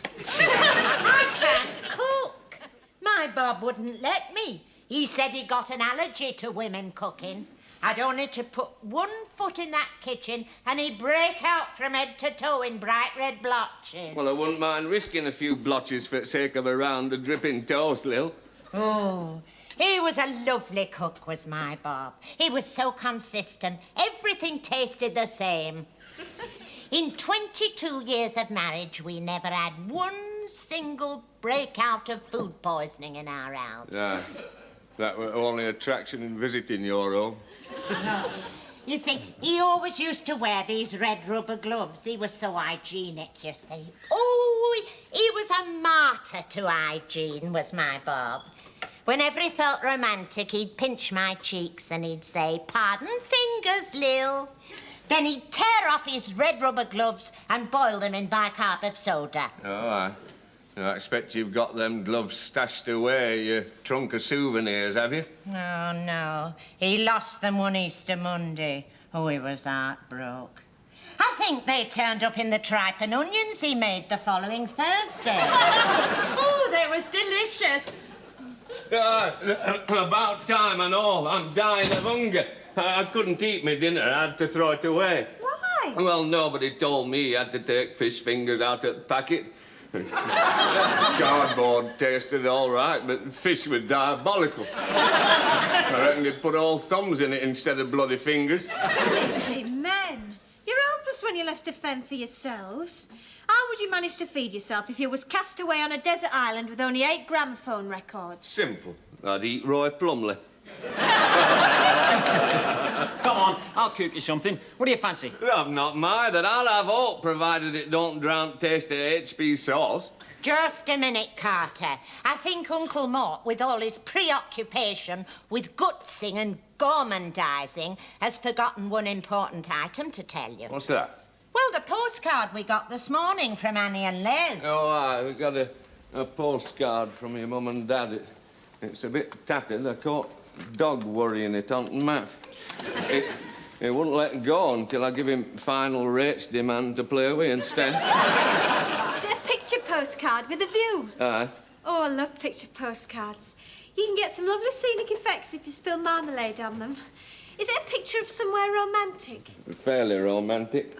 Is it a picture of the Doge's Palace by moonlight? No, it's a picture of side entrance to Moffat Street tram sheds. Moffat Street tram sheds? But that's only half a mile down the road from here. Fancy. I wonder if they're having a lovely time. Having a smashing time.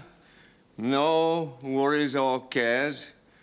Don't forget to buy a new flea collar. Eh? Oh, for the dog.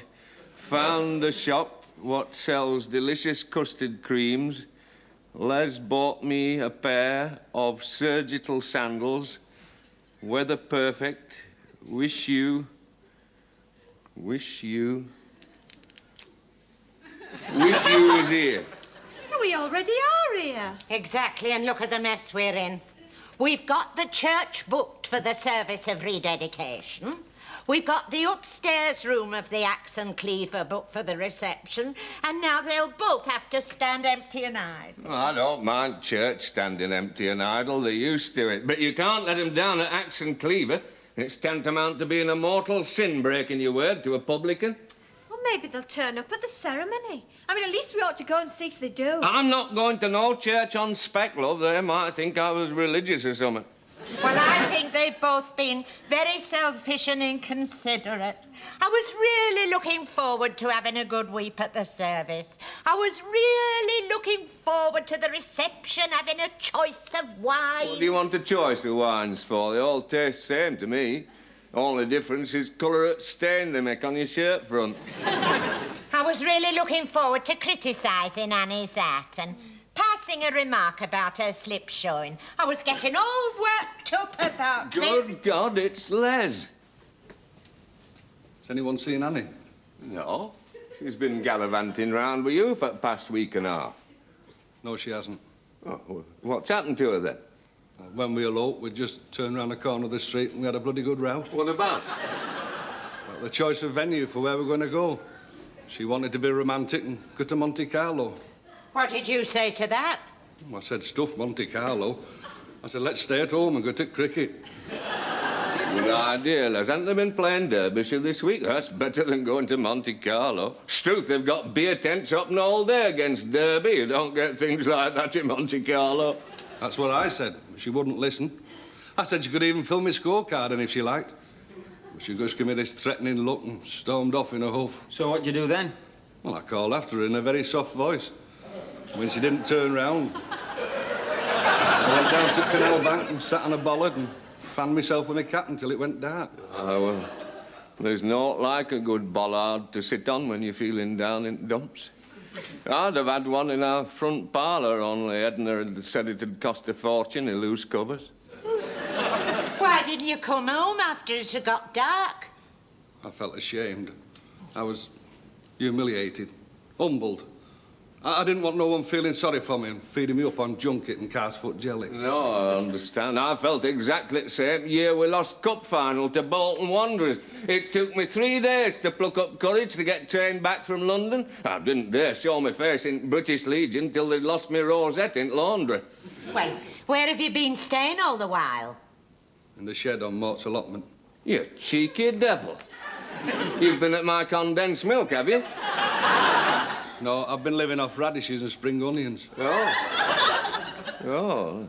It's a wonder we didn't hear you then. Come and sit down and I'll make you something tasty. Now, would you like egg and chips, or would you prefer something simple? I don't want no food. I just want my wife back. You what? Oh, she'll never come back now. I can feel it in my bones. She'll be stretched out on the beach at Monte Carlo. And there'll be some greasy foreigner with hairy ears and maroon ankle socks. He'll be feeding her grapes and ogling at her stretch marks.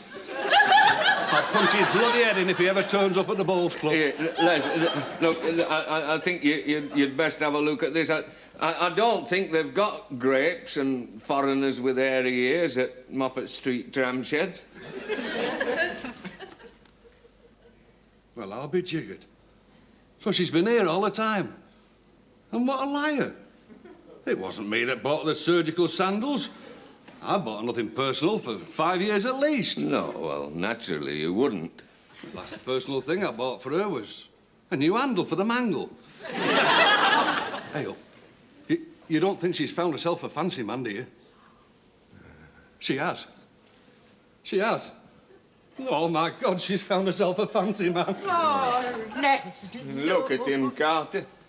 How are the mighty fallen? I can remember him in days of his prime when all he knew about women was that they never gave up the seats on buses. What a giant of a man he was, hopeless at mending fuses, a dead loss at changing plugs, never distempered a ceiling in his life, and now look at him. How are the mighty fallen when a woman gets him in her clutches? Here. I'll bet he even knows how many apostle teaspoons should be in knife drawer. Come on, Carter, let's go in the kitchen and make him something nice. He's not got an aversion to pilchards, has he?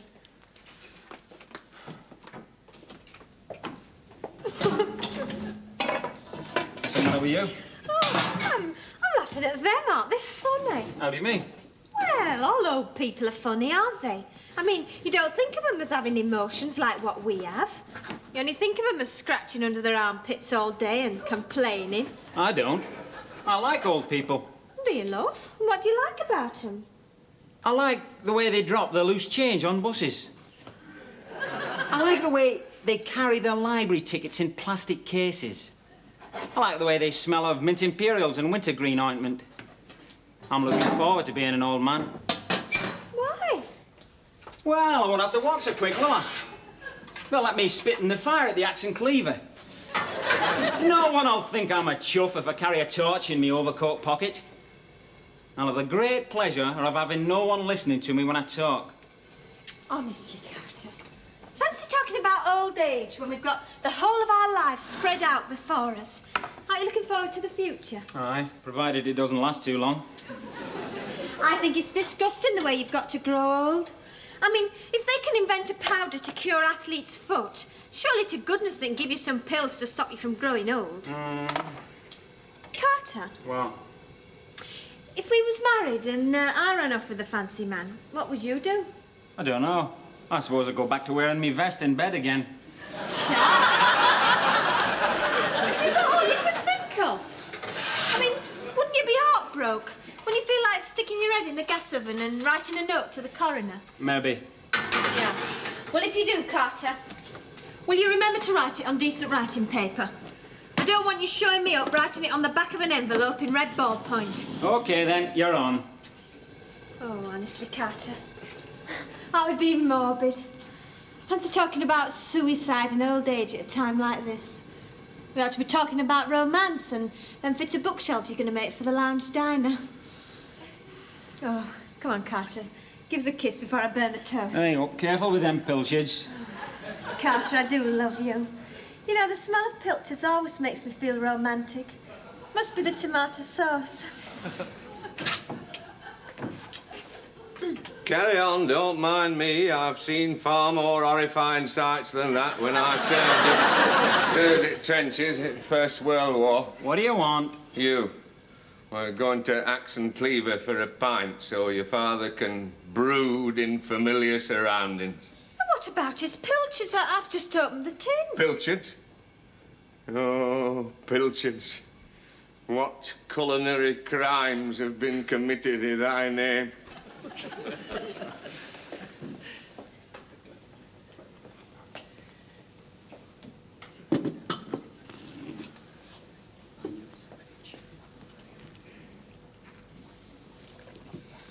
Well, I never thought I'd live to see the day when I'd shed a tear over my own missus walking out on me. True. I've shed the odd tear or two over the death of a favourite ferret. So have we all, Les. So have we all.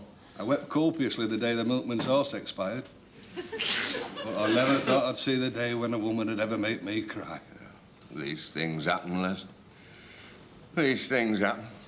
I never thought I'd live to see the day when a pint of good, strong northern ale would taste no better than half a pint of that tepid London bitter. It's truth. Les, I didn't realise it were as serious as that. I wonder what this fancy man is like. Well, we don't know whether she's got one or not, do we? Listen, she's got a new pair of surgical sandals. Who else but a man with romantic designs would think of buying a woman a new pair of surgical sandals? True. Oh, she's either run off with a Romeo or else a self-seeking chiropodist. 25 years of marriage. There's memories there. Memories. Oh, you'll soon get over them, Les. Memories like a commentary by Eddie Waring. It don't last forever. Thank God.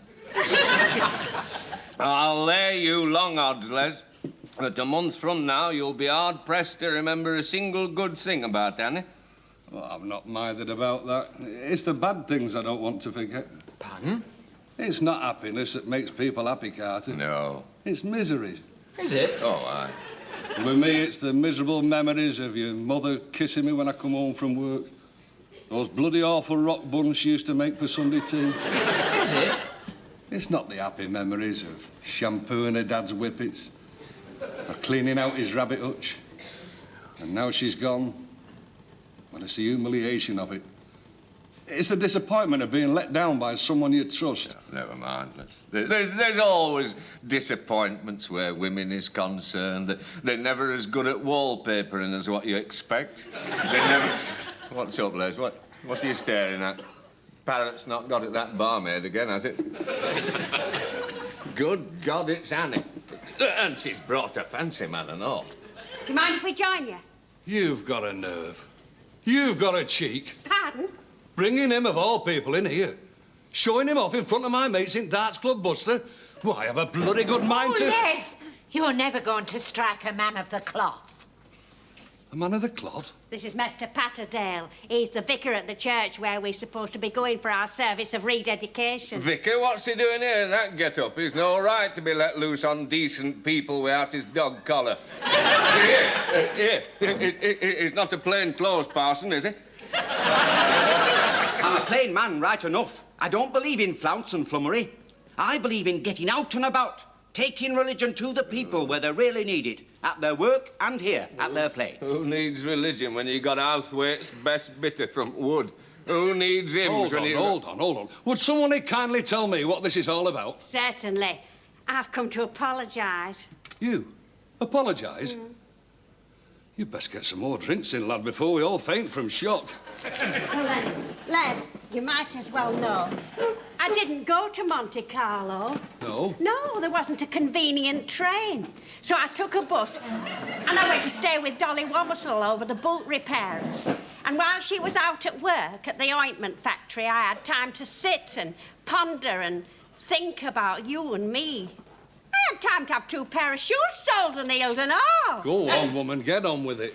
Well, I thought about the whole of our 25 years of marriage. All the ups and downs, all the hardships we'd had, all the different dogs we'd had. Hey, do you remember Crumpsel, the Bedlington Terrier? Aye.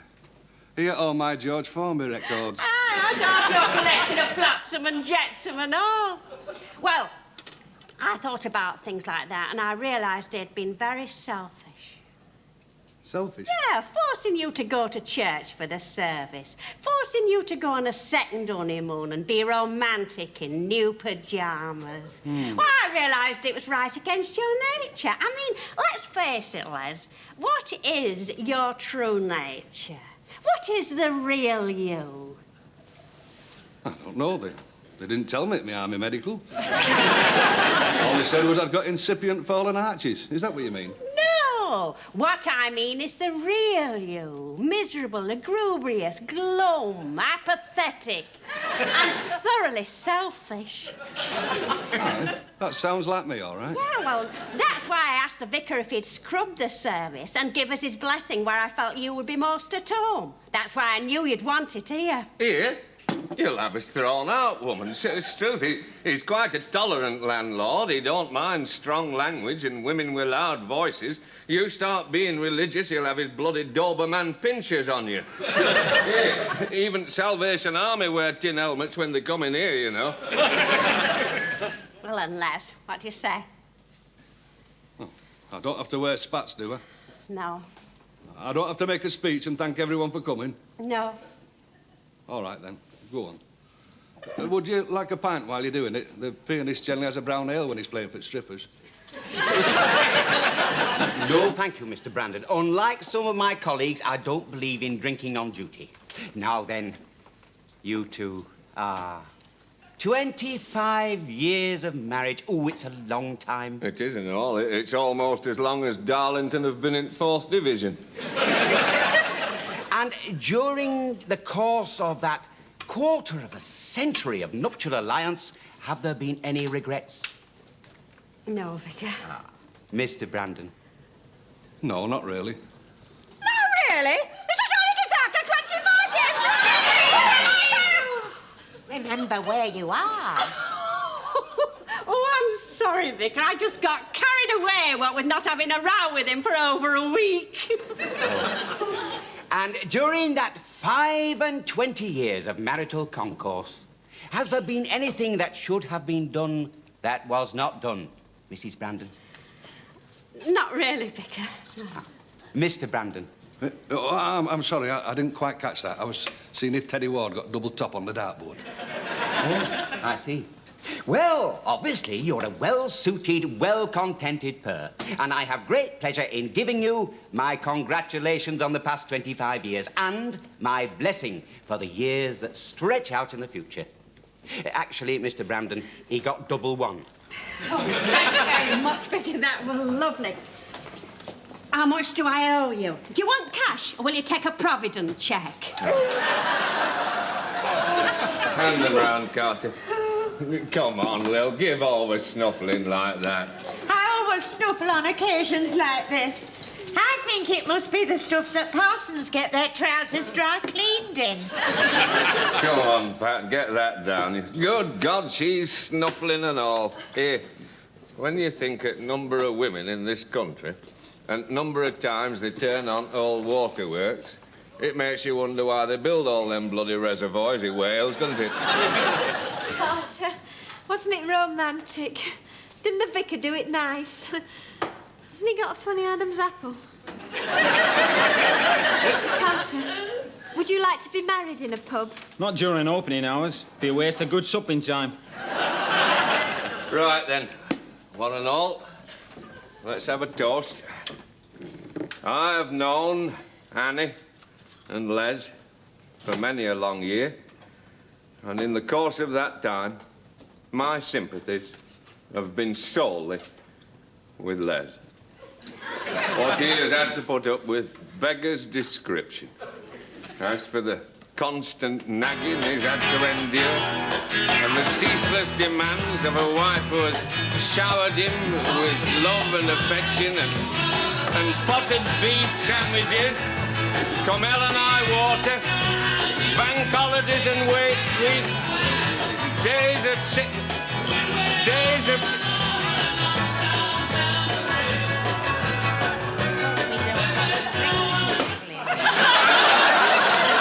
And so, In spite of all agonies and miseries that past 25 years, I'll give you this toast. Hey, up, is nobody listening to me? I've been talking to Pat. We've reached a decision. Go on, tell him, Pat. Well, we've decided we like the trailer so much, we'll have the real performance next month. Real performance? Yes. We'll have a joint ceremony in the church. You and me'll get married, and at the same time, your mum and dad'll get rededicated. Well, what do you say, love? Well, Les? Well then, Les. There isn't a match on, is there? No. Well, then? Oh, we might as well, then. There'll only be wrestling on the telly. Oh, Carter. I never knew you were so romantic. I didn't know you cared. I don't, really. I just believe in safety and numbers. Tell me you love me, Carter. Here? Now? Yeah, here and now. I love you. Oh, Carter. Have you got lovely handwriting? Come on, Les. Give us a kiss. Not now. Save it till later. When, Les? Tonight? No. The day we celebrate our golden wedding. Oh, you too! Oh, I didn't know you cared either! Oh!